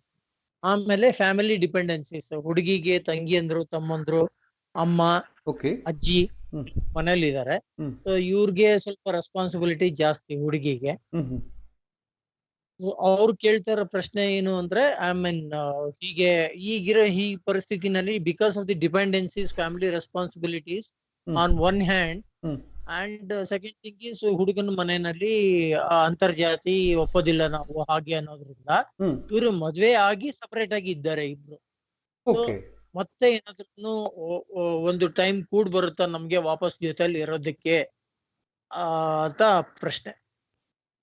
ಓಕೆ, ಇದು ಪ್ರಶ್ನೆಗಿಂತಲೂ ಜಾತಕವೇ ನೋಡಬೇಕಾಗುತ್ತೆ. ಯಾಕೆಂದರೆ ಫಸ್ಟ್ ಅವ್ರಿಗೆ ಹೊಂದಾಣಿಕೆ ಆಗೋ ಯೋಗ ಇದೆ ಅಂತ ನೋಡಬೇಕು. ಬಟ್ ನೀವು ಕಳಿಸಿದ್ರಲ್ಲಿ ಟೈಮ್ ಆಫ್ ಬರ್ತ್ ಇಲ್ಲ, ಇಬ್ಬರಿಗೂ ಇಲ್ಲ. ಬರೀ ಡೇಟ್ ಆಫ್ ಬರ್ತ್ ಕಳಿಸಿದ್ದೀರಾ, ಪ್ಲೇಸ್ ಆಫ್ ಬರ್ತ್ ಕಳಿಸಿದ್ದೀರಾ. ಪ್ರಶ್ನೆ ಟೈಮ್ ಕೊಟ್ಟಿದ್ದೀನಿ ಆಚಾರ್ಯ ಅದಕ್ಕೆ. ಇಲ್ಲ, ಪ್ರಶ್ನೆ ಟೈಮಲ್ಲಿ ಹೇಳಿಕ್ಕಾಗಲ್ಲ. ಪ್ರಶ್ನೆ ಟೈಮಲ್ಲಿ ಏನಂತಂದರೆ, ಪ್ರಶ್ನೆ ಟೈಮಲ್ಲಿ ಹೇಳಿದ್ರು ಕೂಡ ತಾತ್ಕಾಲಿಕ. ಈಗ ಈಗ ಪ್ರಶ್ನೆ ಕೇಳಿದೆ ಅಂದ್ಕೊಳ್ಳಿ, ಹೊಂದಾಣಿಕೆ ಆಗ್ತಾರೆ ಅಂತ ಹೇಳ್ತೇನೆ. ಇನ್ನು ಒಂದು ವೀಕ್ ಆದಮೇಲೆ ಪ್ರಶ್ನೆ ಕೇಳಿದೆ ಅಂದ್ಕೊಳ್ಳಿ, ಆಗ ಟೈಮ್ ಪ್ರಕಾರ ಆಗೋದಿಲ್ಲ ಅಂತ ಹೇಳ್ತಾನೆ, ತತ್ಕಾಲಕ್ಕೆ ಅಷ್ಟು. ಬಟ್ ನಿಜವಾಗಿ ಇವರು ಒಂದಾಗ್ತಾರಾ ಇಲ್ವೋ ಅಂತಂಬೋದು ಅವರಿಬ್ಬರ ಜಾತಕದ ಮೇಲೆ ಡಿಪೆಂಡ್ ಆಗ್ತದೆ. ಪ್ರಶ್ನೆ ಅಂತಂಬೋದು ಓನ್ಲಿ ಟೈಮ್ ಬೀಯಿಂಗ್, ಈಗ ಟೈಮ್ ಹೇಗಿದೆ, ಈಗ ಆದರೆ ಕೆಲಸ ಆಗುತ್ತಾ ಅಂತ. ಬಟ್ ಅಲ್ಲಿ ಏನಂತ ಆಲ್ರೆಡಿ ಸಪ್ರೇಟ್ ಇದ್ದಾರೆ ಅವರು. ಈ ಟೈಮಲ್ಲಿ ನಾನು ಹೋದರೆ ಜೊತೆ ಆದರೆ ಚೆನ್ನಾಗಾಗತ್ತಾ ಅಂತಂಬೋ ವಿಚಾರಕ್ಕೆ ಪ್ರಶ್ನೆ ಕೇಳ್ಬೋದು. ಅಷ್ಟೇ ಆಗಲಿ, ನಾವು ಹೊಂದಾಣಿಕೆ ಆಗತ್ತಾ ಅಂತಂಬೋದು ಪ್ರಶ್ನೆಯಲ್ಲಿ ಕೇಳಲಿಕ್ಕಾಗಲ್ಲ. ಯಾಕಂದ್ರೆ ಆ ಟೈಮಲ್ಲಿ ಅವ್ರು ಪ್ರಯತ್ನ ಮಾಡಲ್ಲ. ಪ್ರಯತ್ನ ಮಾಡೋ ಸಮಯದಲ್ಲೇ ಪ್ರಶ್ನೆ. ಇಬ್ರದ್ದು ಜಾತಕ ಇದೆ Acharya. But time of birth ಕಳಿಸಿಲ್ವಲ್ಲ. ಟೈಮ್ ಆಫ್ ಬರ್ತ್ ಇಲ್ಲ, only date of birth, place of birth ಇದೆ. ಟೈಮ್ ಆಫ್ ಬರ್ತ್ ಬೇಕು. ಯಾಕಂದ್ರೆ ಟೈಮ್ ಆಫ್ ಬರ್ತ್ ಇದ್ರೇನೆ ಲಗ್ನ ಗೊತ್ತಾಗುತ್ತೆ, ಇಲ್ಲಾಂದ್ರೆ ಲಗ್ನ ಯಾವುದು ಅಂತ ಗೊತ್ತಾಗಲ್ಲ. ಈ ಕೇಸಲ್ಲಿ ಜನರಲ್ ಆಗಿ ಹೇಗೆ ನೀವು ಡೇಟಾ ಕಳಿಸೋದು ಕೂಡ ಜನರಲ್ ಆಗಿ ಹೇಗೆ ನೋಡ್ತೇವೆ ಅಂತಂದ್ರೆ, ಆಲ್ರೆಡಿ ಇಂಟರ್ ಕ್ಯಾಸ್ಟ್ ಮ್ಯಾರೇಜ್ ಅಲ್ವಾ. So inter religion inter religion marriage, inter caste ಮ್ಯಾರೇಜ್ಗಳು ಇದೆಲ್ಲ ಕೂಡ ಜಾತಕದಲ್ಲಿ ಹೆಚ್ಚು ಪ್ರೆಡಿಕ್ಟ್ ಮಾಡೋಕ್ಕಾಗಲ್ಲ. ನಾವು ಇದನ್ನೆಲ್ಲ ಏನು ಮಾಡ್ತೇವೆ, ಲವ್ ಮ್ಯಾರೇಜ್ ಅಂತೇನೆ ಅಂತೀವಿ. ಈ ಕ್ಯಾಸ್ಟ್ ಸಿಸ್ಟಮು, ಈ ರಿಲಿಜಿಯನ್ ಅಂತಂಬೋದು ಜ್ಯೋತಿಷ್ಯಕ್ಕೆ ಸೀಮಿತವಾದದ್ದು ಅಲ್ಲ. ಯಾಕೆಂತಂದರೆ ಈಗ ಈ ಕ್ಯಾಸ್ಟ್ ಸಿಸ್ಟಮು ಆಮೇಲೆ ಈ ರಿಲಿಜಿಯನ್ ಅಂತಂಬೋದು ಈಗ ಕ್ರಿಯೇಟ್ ಆಗಿರೋದು. ಜ್ಯೋತಿಷ್ಯ ಅಂತಂಬೋದು ಯಾವಾಗಿಂದನೂ ಇದೆ. ಅವರಿಗೆ ಇದೆಲ್ಲ ಸಂಬಂಧ ಇಲ್ಲ. ನಾವು ಅದಕ್ಕೆ ಕೂಟಗಳಲ್ಲಿ ವರ್ಣಕೂಟ ಅಂತ ನೋಡಿದೆ, ಅದಕ್ಕೆ ಕೊಡೋದೇ ಕಡಿಮೆ ಪ್ರಯಾರಿಟಿ ಈ ಕಲಿಯುಗದಲ್ಲಿ. 1 ಪಾಯಿಂಟ್ ಕೊಡ್ತೇವೆ ಅದಕ್ಕೆ. ಅದನ್ನು ಕೂಡ ನಾವು ಕನ್ಸಿಡರೇ ಮಾಡಲ್ಲ. ವರ್ಣಕೂಟ ಸರಿಯಾಗಿದೆಯಾ ಇಲ್ವೋ ಅಂತಂಬೋದು ನಾವು ಯಾರು ನೋಡಲ್ಲ. ಆ್ಯಕ್ಚುಲಿ ಇದು ವರ್ಣ ವ್ಯವಸ್ಥೆಗೆ ಸಂಬಂಧಪಟ್ಟದ್ದು. ಆದರೆ ಕಲಿಯುಗದಲ್ಲಿ ವರ್ಣಕ್ಕೆ ಪ್ರಯಾರಿಟಿ ಇಲ್ಲ. ಯಾಕೆ ನಾವೇನು ಮಾಡ್ತೇವೆ, ನಮ್ಮ ಪ್ರಕಾರ ಸೇಮ್ ಕ್ಯಾಸ್ಟ್ ಅಂತಂಬೋದು ನಾವು ಎಂಟರ್ಟೈನ್ ಮಾಡ್ತೇವೆ. ಸೇಮ್ ಕ್ಯಾಸ್ಟು, ಸೇಮ್ ಸೆಕ್ಟು, ಸೇಮ್ ಪದ್ಧತಿಗಳು, ಯೂಶ್ವಲಿ ಇದನ್ನು ಎಂಟರ್ಟೈನ್ ಮಾಡ್ತೀವಿ. ಯಾಕೆಂತಂದರೆ ಇಬ್ಬರು ಫ್ಯಾಮಿಲಿಯಲ್ಲಿ ಡಿಸ್ಟರ್ಬ್ ಆಗಬಾರ್ದು ಅಂತ. ಈಗ ಬ್ರಾಹ್ಮಣ ಇದ್ದಾನೆ, ಬ್ರಾಹ್ಮಣದಲ್ಲಿ ಮಾಧ್ವರಿದ್ದಾರೆ, ಸ್ಮಾರ್ತರಿದ್ದಾರೆ, ಅಯ್ಯಂಗಾರ್ಸ್ ಇದ್ದಾರೆ, ಅಯ್ಯರ್ಸ್ ಇದ್ದಾರೆ. ಏನಾಗುತ್ತೆ, ಅವರವರ ಪದ್ಧತಿಗಳು ಬೇರೆ ಆಗ್ತದೆ. ಎಲ್ಲರೂ ಬ್ರಾಹ್ಮಣರೇ, ಆದರೆ ಒಬ್ಬರು ಇನ್ನೊಬ್ಬರು ಮದುವೆ ಮಾಡ್ಕೊಂಡ್ರೆ, ಇವಾಗ north Indian Brahmin, south Indian Brahmin ಮದುವೆ ಮಾಡ್ಕೊಂಡ್ರೆ ಏನಾಗುತ್ತೆ, ಅವ್ರ ಪದ್ಧತಿಗಳು ಬೇರೆ, ಇವ್ರ ಪದ್ಧತಿಗಳು ಬೇರೆ. ನಾವು ಬರೀ ಮದುವೆ ಅಂತಂದರೆ, ವೈವಾಹಿಕ ಜೀವನ ಅಂತಂದರೆ ಪದ್ಧತಿಗಳ ಜೊತೆ ಬೆರೆಯೋದಷ್ಟೇ. ಇಲ್ಲ ನಾವು ಸೋಷಲ್ ಆಗಿ ಇದ್ದುಬಿಡ್ತೀವಿ ಅಂತಂದರೆ ಏನು ಪ್ರಾಬ್ಲಮ್ ಇಲ್ಲ. ನಾವು ಈ ರಿಲೀಜ್ ಇದು ಬೇಡ ಅದು ಬೇಡ, ಇಬ್ಬರು ಹುಡುಗ ಹುಡುಗಿ ಸೇರಿ ಅಮೆರಿಕಲ್ಲಿ ಇದ್ದಾರೆ ಅಂತ ಅಂದ್ಕೊಂಡು ಇಟ್ ಇಸ್ ನೋ ಪ್ರಾಬ್ಲಮ್. ಇಂಡಿಯಾನೇ ಇದ್ದಾಗ ಏನಾಗುತ್ತೆ, ಹಬ್ಬ ಬಂದಾಗ ಇವ್ರ ಮನೆಗೆ ಒಂದು ಪದ್ಧತಿ ಇರುತ್ತೆ, ಅವ್ರ ಮನೆಗೆ ಒಂದು ಪದ್ಧತಿ, ಅತ್ತೆ ಸೊಸೆಗೆ ಗಲಾಟೆ ಆಗ್ತದೆ. ಅಥವಾ ಇಬ್ಬರಿಗೂ ಕಾನ್ಫ್ಲಿಕ್ಟ್ ಆಗುತ್ತೆ, ನಮ್ಮ ಮನೆಗೆ ಈ ಪದ್ಧತಿ ಇಲ್ಲ ರೀ ಅಂತ ಅವ್ರು ಅಂಬೋದು, ಇಲ್ಲ ನಮ್ಮ ಮನೆಗೆ ಈ ಪದ್ಧತಿಯಲ್ಲೇ ಆಗಬೇಕು ಅಂತ. ಸೊ ಇದೇನಾಗುತ್ತೆ, ಫ್ಯಾಮಿಲಿಯಲ್ಲಿ ಒಂಥರ ರಪ್ಚರ್ ಆಗುತ್ತೆ. ಅದಕ್ಕೋಸ್ಕರ ನಾವೇನು ಮಾಡ್ತೇವೆ, ಇಂಟರ್ ಕ್ಯಾಸ್ಟ್ ಅಂತಲ್ಲ, ನಮ್ಮ ವರ್ಗದಲ್ಲಿದ್ದವರು ಬೇರೆ ವರ್ಗಕ್ಕೆ ಕೊಟ್ಟು ಮದುವೆ ಮಾಡಲ್ಲ. ನಮ್ಮಲ್ಲೇ ಇದಲ್ವಾ, ನಮಗೆ ಈ ಕಡೆ ಕರ್ನಾಟಕದಲ್ಲಿ ಸೌತ್ ಕಡೆ ಇರುವಂಥವರು ನಾರ್ತ್ ಕಡೆ ಇರೋನು ಮದುವೆ ಮಾಡಲ್ಲ. ನೀವು ಉಡುಪಿ, ಬ್ಯಾಂಗ್ಳೂರು, ಮೈಸೂರು ಇರೋರು ಮಂಗಳೂರು, ಉಡುಪಿಯವ್ರಿಗೆ ಮದುವೆ ಮಾಡ್ತಾರೆ ಕೇಳಿ, ಮ್ಯಾಕ್ಸಿಮಮ್ ಒಪ್ಪಲ್ಲ. ಇಲ್ಲರಿ ಯಾರು ಏನೋ ಒಂದು ಕೇಸ್ ಆಗುತ್ತೆ, ಮಂಗಳೂರು ಜನ ತುಂಬ ಗಟ್ಟಿರಿ, ಅವ್ರ ಜೊತೆಗೆ ಬೇಡ, ಧಾರವಾಡ ಜನ ತುಂಬ ಗಟ್ಟಿರಿ, ಯಾರೋ ಒಬ್ಬರಿಗೋಸ್ಕರ ಇದೆಲ್ಲ ಎಲ್ಲರಿಗೂ ಆಪಾದನೆ ಮಾಡಿಬಿಡುತ್ತೆ. ಇದು ಓನ್ಲಿ ಒಂದು ಮದುವೆ ಸ್ಮೂತಾಗಿ ಹೋಗ್ಲಿಕ್ಕೆ ಮಾತ್ರವೇ ಈ ಸಿಸ್ಟಮ್ ಇರುತ್ತೆ. ಅಷ್ಟೇ ಆಗಲಿ, ಜಾತಕದಲ್ಲಿ ಬೇರೆ ನೀವೇನು ಐಡೆಂಟಿಫೈ ಮಾಡೋಕ್ಕಾಗಲ್ಲ. ನೀವು ವರ್ಣ ಅಂತ ಒಂದಿದೆ, ಆ ವರ್ಣ ಅದ್ರ ಮೇಲೆ ಮಾಡ್ಬೋದು, ಬಟ್ ಅದು ಕೂಡ ಕಷ್ಟ. ಈ ಪ್ರೆಸೆಂಟ್ ಅಸ್ಟ್ರಾಲಜರ್ಸ್ ಏನು ಮಾಡ್ತಾರೆ ಅಂತಂದರೆ, ಈ ಇಂಟರ್ ಕ್ಯಾಸ್ಟಿಗೆ ಕೂಡ ರಾಹು ಕಾರಣ ಅಂತ ಹೇಳ್ತಾರೆ. ಯಾಕೆ ರಾಹು ಕಾರಣ ಅಂತಂದರೆ, ರಾಹು ಧರ್ಮ ಭ್ರಷ್ಟ ಆದ ಕಾರಣ. ಸೊ ಈ ಇಂಟರ್ ಕ್ಯಾಸ್ಟ್ ಮ್ಯಾರೇಜೇ ಒಂದು ಧರ್ಮ ಭ್ರಷ್ಟತ್ವ. ಆದರೆ ಈಗ ನಮ್ಮ ವರ್ಣಕೂಟದಲ್ಲಿ ಒಬ್ಬ ಬ್ರಾಹ್ಮಣಕ್ಕೆ ಬರುತ್ತೆ, ಇನ್ನೊಬ್ಬರಿಗೆ ವೈಶ್ಯ ಬರುತ್ತೆ, ಅದು ಕೂಡ ವರ್ಣಾಂತರ ವಿವಾಹವೇ ಅಲ್ವಾ. ಯಾಕೆಂದರೆ ಇವ್ರದ್ದು ಬ್ರಾಹ್ಮಣ ವರ್ಣ ಬಂತು, ಹುಡುಗಿದು ಬಂದು ಶೂದ್ರ ವರ್ಣ ಬಂತು, ವರ್ಣಾಂತರ ವಿವಾಹವೇ ಆಗ್ತದೆ. ಆದರೆ ಹಿಂದೆ ಏನು ಮಾಡ್ತಿದ್ರು, ಒಂದೇ ವರ್ಣದವರಿಗೆ ಮದುವೆ ಮಾಡ್ತಿದ್ರು. ಬ್ರಾಹ್ಮಣ ವರ್ಣದವರು ಬ್ರಾಹ್ಮಣ ವರ್ಣದ ಹುಡುಗಿಯನ್ನೇ ಮದುವೆ ಮಾಡ್ತಿದ್ರು. ಯಾಕೆ ಅಂತಂದರೆ, ಇಬ್ಬರೂ ಕೂಡ ಸಾಧನೆಯ ವಿಚಾರದಲ್ಲಿ ಆಲೋಚನಾ ರೀತಿಯಲ್ಲಿ ಈಕ್ವಲ್ ಆಗಿರ್ತಾರೆ. ಹಿಂದಿನ ಕಾಲದಲ್ಲಿ ನೀವು ಋಷಿಮುನಿಗಳ ವಾಂಗ್ಮಯ ನೋಡಿ, ಅತ್ರಿ ಮಹರ್ಷಿಗಳು ಅವರ ಪತ್ನಿಯಂದ್ರೆಲ್ಲ ಕೂಡ ಸೇಮ್ ಅವ್ರ ಥರನೇ ಓದಿಕೊಂಡವರು. ಅಲ್ಲಿ ಹಿಂದಿನ ಕಾಲ ಏನು ಮಾಡ್ತಿದ್ರು, ಹುಡುಗ ವಿದ್ಯಾಭ್ಯಾಸ ಆದ ತಕ್ಷಣ ಬಂದ ತಕ್ಷಣ ಆ ಹುಡುಗನಿಗೆ ಒಂದು 8 ವರ್ಷದ ಹುಡುಗಿ ಜೊತೆ ಮದುವೆ ಮಾಡಿಬಿಡ್ತಿದ್ರು. 14 ವರ್ಷ 16 ವರ್ಷದ ಹುಡುಗನಿಗೆ 8 ವರ್ಷದ ಹುಡುಗಿ ಜೊತೆ ಮದುವೆ ಮಾಡ್ತಿದ್ರು. ಯಾಕೆ ಅಂತಂದರೆ ಆ ಹುಡುಗಿ ಆವಾಗಿನ ಕಾಲದಲ್ಲಿ ಏನಿತ್ತಂತಂದರೆ, ಹುಡುಗಿ ಅಂತಂಬೋಳು ಓದಿಕೊಳ್ಳಬೇಕು, ಆದರೆ ಗಂಡನ ಹತ್ರನೇ ಓದಿಕೊಳ್ಬೇಕು ಅಂತ ರೂಲ್ ಇತ್ತು. ಅವಾಗ ಟೀಚರ್ ಹತ್ರ ಕೂಡ ಓದ್ಕೊಳ್ತಿದ್ದಿಲ್ಲ. ಅವಾಗಿನ ಕೆಲ ಪರಪುರುಷರ ಹತ್ರ ಅಸ್ಸಲು ಕಳಿಸ್ತಿದ್ದಿಲ್ಲ. ಸೊ ಅವಾಗ ಏನು ಮಾಡ್ತಿದ್ರು, ಗಂಡನೇ ಓದಿಕೊಂಡು ಬಂದು ಈ ಮದುವೆ ಆದ ನಂತರ 8 ವರ್ಷದ ಕಾಲ ಹೆಂಡತಿ ಗಂಡನ ಹತ್ರ ಅಭ್ಯಾಸವನ್ನು ಮಾಡ್ತಿದ್ರು. ನಂತರ ಹುಡುಗಿಗೆ 16 ವರ್ಷದ ನಂತರ ಮತ್ತೆ ಆಕೆ ದೊಡ್ಡ ಋತುಮತಿ ಆದ ನಂತರ ಆ ಮದುವೆ ಮಾಡಿಕೊಂಡು ಆವಾಗ ಸಾಂಸಾರಿಕ ಜೀವನಕ್ಕೆ ಹೋಗ್ತಿದ್ರು. ಅವಾಗ ಏನಾಗುತ್ತೆ, ಇಬ್ಬರದು ಈಕ್ವಲ್ ಮೈಂಡ್ ಸೆಟ್ ಇರುತ್ತೆ. ಹೇಗೆ ಜೀವನ ಮಾಡಬೇಕು ಅಂತ ಒಬ್ಬರಿಗೊಬ್ಬರು ಅಂಡರ್ಸ್ಟ್ಯಾಂಡಿಂಗ್ ಇರುತ್ತೆ. ಏನು ಮಾಡಬೇಕು ಏನು ಮಾಡಬಾರ್ದು ಅಂತ ವಿಚಾರದ ಕಾನ್ಫ್ಲಿಕ್ಟ್ ಇರಲ್ಲ. ಅದೇ ಬೇರೆ ಟೀಚರ್ ಹತ್ರ ಹೋದ್ರಿ ಅಂದ್ಕೊಳ್ಳಿ, ಇಲ್ಲ ರೀ ನಮ್ಮ ಟೀಚರ್ ಹಿಂಗೆ ಹೇಳ್ಕೊಟ್ರೆ ನೀವೇನು ಹಿಂಗೆ ಹೇಳ್ತೀರಲ್ಲ, ಇಲ್ಲ ಇದು ಹೀಗಲ್ಲ ಇದು ಹೀಗೆ ಅಂತ ಹೇಳ್ತಾರೆ. ಅವಾಗೇನಾಗುತ್ತೆ, ಕಾನ್ಫ್ಲಿಕ್ಟ್ ಆಗುತ್ತೆ. ಸೊ ಹಿಂದೆ ಕೂಡ ವಿದ್ಯಾವ್ಯವಸ್ಥೆ ಇತ್ತು, ಆದರೆ ಗಂಡನ ಹತ್ರನೇ ಹುಡುಗಿ ಓದ್ಕೊಳ್ತಿದ್ಲು. ಆಮೇಲೆ ಗಂಡಂದ್ರೆ ಹೇಳ್ಕೊಡೋದು ಬಿಟ್ಟರು, ಆ ಹುಡುಗಿಂದ್ರೆ ಕೂಡ ಬಿಟ್ಟುಬಿಟ್ರು. ಆಮೇಲೆ ಹುಡುಗಿಯಂದ್ರೆಲ್ಲ ಕೂಡ ಮನೆಗೆ ಅಡುಗೆ ಮನೆಗೆ ಪರಿಮಿತವಾದರು. ಮತ್ತೆ ಎಲ್ಲ ರೆವಲ್ಯೂಷನ್ ಆಯಿತು, ಹುಡುಗಿಯರು ಕೂಡ ಓದ್ಕೊಳ್ಬೇಕು ಅಂತ ಬಂತು. ಈಗ ಏನಾಗಿದೆ ನಮಗೆಲ್ಲರಿಗೂ ಗೊತ್ತಿದೆ. ಸೊ ಹಾಗಾಗಿ ಇಂಟರ್ ಕ್ಯಾಸ್ಟ್ ಅಂತಂಬೋದು ಜಾತಕದಲ್ಲಿ ಹೇಗೆ ನೋಡ್ತೀರಿ ನೀವು? ಬೇಕಾದ್ರೆ ಕ್ಲಾಸಿಕಲ್ ಬುಕ್ಸಲ್ಲಿ ನೋಡಿ. ಈಗ ಬೇರೆ ಬೇರೆ ಆಥರ್ಸ್ ಬರೆದಿರೋ ಪುಸ್ತಕ ಬೇಡ. ಬೃಹತ್ ಪರಾಶರ, ಬೃಹತ್ ಹೋರಶಾಸ್ತ್ರ, ಇದರಲ್ಲಿ ವರ್ಣಾಂತರ ವಿವಾಹ ಅಂತ ಇರುತ್ತೆ. ಬಟ್ ವರ್ಣ ಅಂತಂದರೆ ಕ್ಯಾಸ್ಟ್ ಅಲ್ಲ. ಯಾಕೆಂದ್ರೆ ಆಗಿನ ಕಾಲ ಇದ್ದಿದ್ದು ವರ್ಣಾಂತರ ವಿವಾಹ. ಹಾಗೆ ಮುಸ್ಲಿಂ ಆಗಲಿ, ಕ್ರಿಶ್ಚಿಯನ್ ಆಗಲಿ, ರೆಡ್ಡಿ ಆಗಲಿ, ಗೌಡ್ರಾಗಲಿ ಯಾರೂ ಇಲ್ಲ. ಆವಾಗ ಕ್ಯಾಸ್ಟ್ ಎಂಬುದು ಇಲ್ಲ. ಆವಾಗ ಈಗ ವೇದವ್ಯಾಸರು ಯಾವ ಕ್ಯಾಸ್ಟ್ ಹೇಳಿ? ಅವಾಗ ಕ್ಯಾಸ್ಟ್ ಸಿಸ್ಟಮೇ ಇಲ್ಲ. ವೇದವ್ಯಾಸರು ವಿದುರ ಯಾವ ಕ್ಯಾಸ್ಟ್ ಇಲ್ಲ. ಆದರೂ ಓದಿಕೊಂಡವನು ಬ್ರಾಹ್ಮಣ, ಯಾಕಂದರೆ ಜ್ಞಾನಿ ಇದ್ದವನು ಬ್ರಾಹ್ಮಣ ಅಷ್ಟೇ. ಆಗಿನ ಕಾಲ ಇದ್ದಿದ್ದದು ಅದೇ ವರ್ಣಾಂತರ ಅಂತಿದ್ದು. ಬಟ್ ಕ್ಯಾಸ್ಟ್ ಸಿಸ್ಟಮ್ ಎಂಬುದಿಲ್ಲ. ಇಲ್ಲಿ ಏನಾಗಿದೆ, ಪ್ರಾಜಾಪತ್ಯ ವಿವಾಹದ ನಂತರ ಎಲ್ಲ ಗಾಂಧರ್ವ ವಿವಾಹ ಬಂದಿದೆ. ಎಲ್ಲರೂ ಯಾರಿಗಿಷ್ಟವಾದವ್ರು ಮದುವೆ ಮಾಡ್ಕೊಳ್ತಾರೆ. ಅವರು ವರ್ಣ ಸರಿ ಇದೆಯಾ ಇನ್ನೊಂದಿದೆಯಾ ಯಾರು ನೋಡಲ್ಲ. ಹಾಗಾಗಿ ಇಂಟರ್ ಕ್ಯಾಸ್ಟ್ ಮದುವೆ ಆಗತ್ಯ ಇಲ್ಲವಾ ಅಂತಂಬೋದು ಜ್ಯೋತಿಷ್ಯದಲ್ಲಿ ಹೇಳೋದೇ ದೊಡ್ಡ ಹಾಸ್ಯಾಸ್ಪದ. ಏನೋ ಕೆಲವಿನ ಕೇಸಸ್ಲಿ ಹೇಳ್ತಾರೆ ಅವನು ಚೆನ್ನಾಗಿದ್ದು ಅದೃಷ್ಟದ ಅಗತ್ಯ ಹೊತ್ತು. ಬಟ್ ರಿಯಾಲಿಟಿಲಿ ಅದು ಸಾಧ್ಯ ಇಲ್ಲ. ಜಾತಕದಲ್ಲಿ ಆ ರೀತಿ ಹೇಳೋಕ್ಕಾಗಲ್ಲ. ಒಂದು ವೇಳೆ ಇಂಟರ್ ಕ್ಯಾಸ್ಟ್ ಮ್ಯಾರೇಜ್ ಆಗುತ್ತೆ ಅಂತಂದರೆ ಜ್ಯೋತಿಷ್ಯ ಅಂತಂಬೋದು ಕ್ಯಾಸ್ಟ್ ಸಿಸ್ಟಮನ್ನು ಒಪ್ಪಿದಂಗೆ ಆಗ್ತದೆ. ಜ್ಯೋತಿಷ್ಯ ಅಂತಂಬೋದು ವೇದಕ್ಕೆ ವೇದಾಂಗ. ಅದಕ್ಕೆ ಕ್ಯಾಸ್ಟ್ ಸಿಸ್ಟಮ್ ಎಂಬುದು ನಮ್ಮ ವೇದಾಂತಕ್ಕಾಗಲಿ ವೇದಗಳಿಗಾಗಲಿ ಅನ್ವಯ ಆಗದಿದ್ದಂಥ ವಿಷಯ. ಸೊ ನಾವು ಬಳಸುವಂಥ ಕ್ಯಾಸ್ಟ್ ಸಿಸ್ಟಮ್ ಬೇರೆ, ಶಾಸ್ತ್ರ ಹೇಳುವಂಥ ಕ್ಯಾಸ್ಟ್ ಸಿಸ್ಟಮ್ ಬೇರೆ. ಹಾಗಾಗಿ ಅದಕ್ಕೂ ಸಂಬಂಧ ಇಲ್ಲ. ವರ್ಣಾಂತರ ವಿವಾಹ ಅದ ಬಗ್ಗೆ ಬೇಕಾದ್ರೆ ಹೇಳ್ಬೋದು. ಬಟ್ ಇವತ್ತಿನ ವೈವಾಹಿಕ ವ್ಯವಸ್ಥೆಯಲ್ಲಿ ನಾವು ನೋಡಲ್ಲ. ಒಂದು ವೇಳೆ ವರ್ಣ ಅಂತಂಬೋ ಕೂಟಕ್ಕೆ ಏನಾದರೂ ನೀವು ನೋಡಿದರೆ ಆವಾಗ ಬೇಕಾದ್ರೆ ಬೇರೆ ಆಗುತ್ತೆ. ಈಗ ಬ್ರಾಹ್ಮಣ ಅಂತಾರೆ. ಬ್ರಾಹ್ಮಣ ಅಂತಂದರೆ ಯಾರು? ಇಂಡಿಯಾಲಿ ಬ್ರಾಹ್ಮಣ ಇದ್ದಾನೆ, ಪಾಕಿಸ್ತಾನಲ್ಲಿ ಬ್ರಾಹ್ಮಣ ಇದ್ದಾನೆ, ಇಸ್ರೇಲಲ್ಲಿ ಬ್ರಾಹ್ಮಣ ಇದ್ದಾನೆ. ಆದರೆ ನಮ್ಮ ಸರ್ಕಾರದ ಪ್ರಕಾರ ಬ್ರಾಹ್ಮಣ ಅಲ್ಲ. ಅವ್ರವ್ರ ಪದ್ಧತಿಗಳು ಬೇರೆ. ನಾರ್ತ್ ಇಂಡಿಯಲ್ಲಿ ಬ್ರಾಹ್ಮಣ ಬೇರೆ, ಸೌತ್ ಇಂಡಿಯಲ್ಲಿ ಬ್ರಾಹ್ಮಣ ಬೇರೆ. ಸೌತ್ ಇಂಡಿಯಲ್ಲಿ ಬ್ರಾಹ್ಮಣ ಏನು ಮಾಡ್ತಾನೆ, ಗುಡಿಗೆ ಹೋಗೋ ಕಾಲಕ್ಕೆ ಮೇಲೆ ಒಂದು ಶಾಟಿ ಹೊದ್ಕೊಂಡು ಹೋಗ್ತಾನೆ, ಶರ್ಟ್ ಹಾಕೊಳ್ಳಲ್ಲ. ನಾರ್ತ್ ಇಂಡಿಯಲ್ಲಿ ಶರ್ಟ್ ಹಾಕ್ಕೊಡ್ತಾರೆ ಬ್ರಾಹ್ಮಣರು. ಅವ್ರು ಶರ್ಟ್ ಹಾಕೊಂಡು ದೇವ್ರ ಪೂಜೆ ಮಾಡ್ತಾರೆ. ನಾವು ಶರ್ಟ್ ಹಾಕೊಂಡು ಪೂಜೆ ಮಾಡಲ್ಲ. ನಾವು ನಾರ್ತ್ ಇಂಡಿಯಾಗೆ ಹೋಗಿ ಏನಪ್ಪ ಇವನು ಶರ್ಟ್ ಹಾಕೊಂಡು ಪೂಜೆ ಮಾಡ್ತಾ ಇದ್ದಾನೆ ಅಂದರೆ ನಗ್ತಾರೆ. ನಾರ್ತ್ ಇಂಡಿಯಾದಿಂದ ಇಂಡಿಯಾ ಇಲ್ಲಿಗೆ ಬಂದು ಇವನೇನಪ್ಪ ಶರ್ಟ್ ಬಿಚ್ಚಿಬಿಟ್ಟು ನಾನು ಅರ್ಧ ನಗ್ನವಾಗಿ ಪೂಜೆ ಮಾಡ್ತಿದ್ದೆ ಅಂದರೆ ಅದು ಹಾಸ್ಯಾಸ್ಪದ.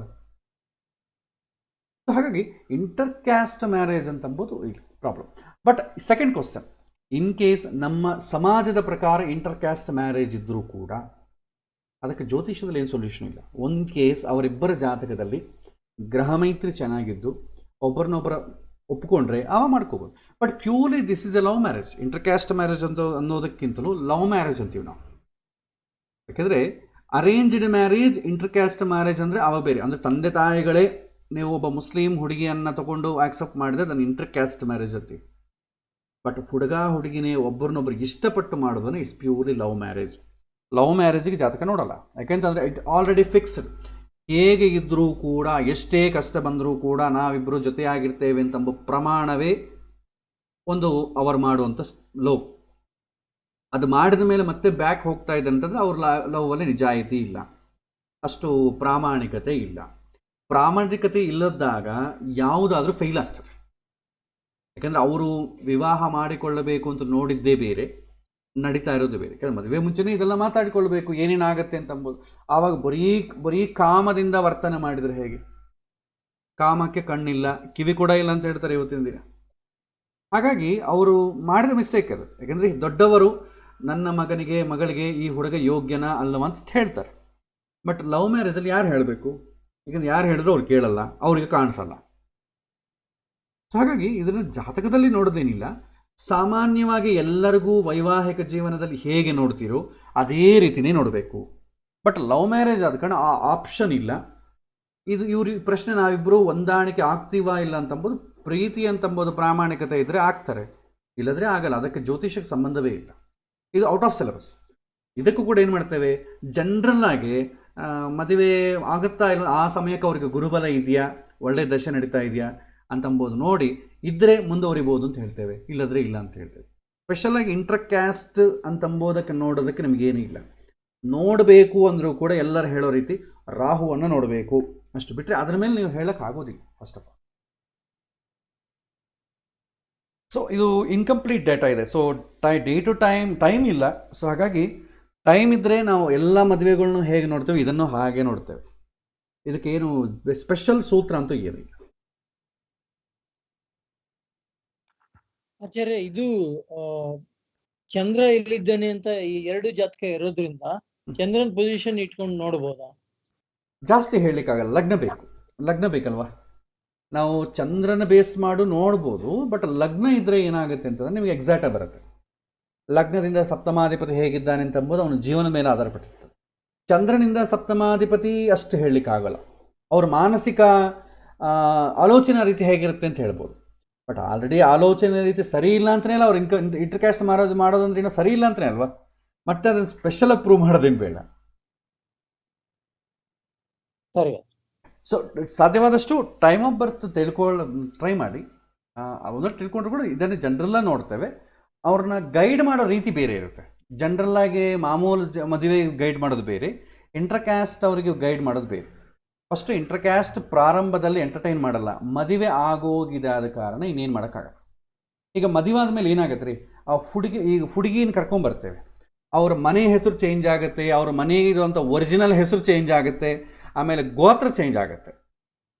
ಅದೇ ರೀತಿ ಈಗ ಮುಸ್ಲಿಂ ಹುಡುಗಿ ಇವ್ರ ಮನೆಗೆ ಬಂದ ಅಂದರೆ ಬ್ರಾಹ್ಮಣ ಆಗೋದಂಗೆ ಅಲ್ವಾ. ಮತ್ತೆ ಅವ್ರ ಮನೆಗೆ ಹೋಗೋ ಪದ್ಧತಿನೇ ಇಲ್ಲ. ಆ ಮುಸ್ಲಿಂ ಹುಡುಗಿ ಅವ್ರ ತಂದೆ ತಾಯಿ ಅಂತಂಬಂದು ಇನ್ನು ಮರ್ತು ಬಿಡ್ಬೇಕು, ಅದೆಲ್ಲ ಆಯ್ದಂಗೆ. ಯಾಕೆಂದರೆ ಇದು ಮತ್ತೆ ಮಿಂಗಲ್ ಆಗೋಕ್ಕಾಗಲ್ಲ. ಹುಡುಗಿ ಕಂಪ್ಲೀಟಾಗಿ ಹುಡುಗನ ಮನೆತನ ಏನಿದೆ ಅದನ್ನೇ ಸ್ಟಿಕ್ ಆಗಬೇಕು.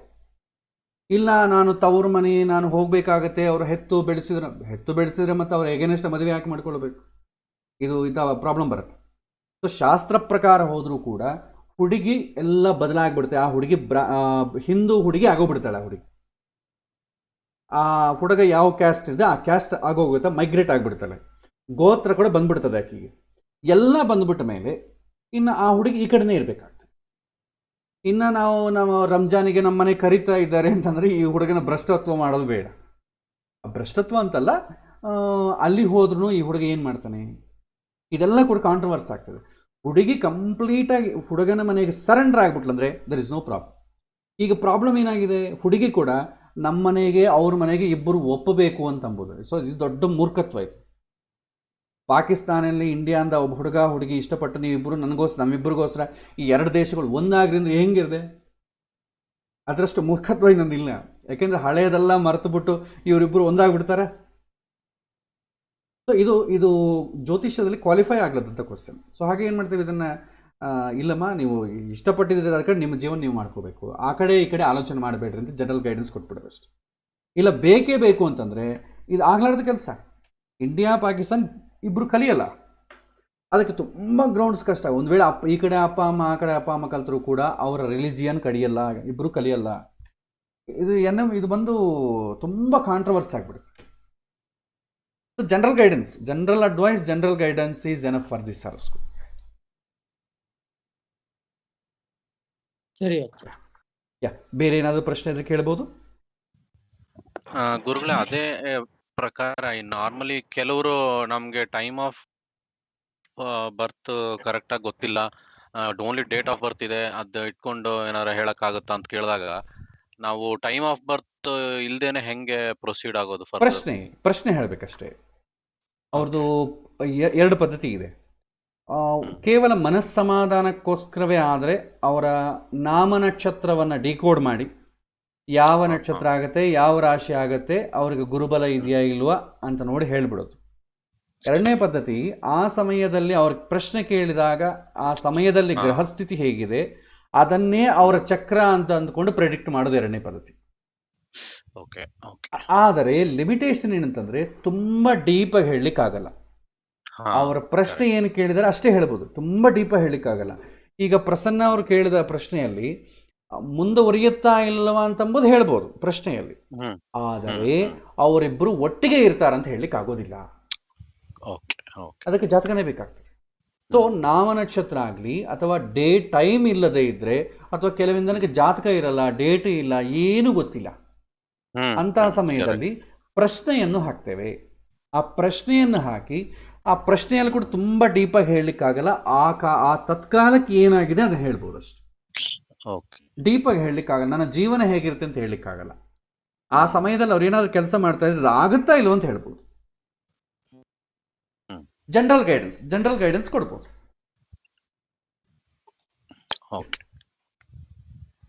ಎಸ್, ಬೇರೆ ಪ್ರಶ್ನೆ ಇದ್ರೆ ಕೇಳಿ.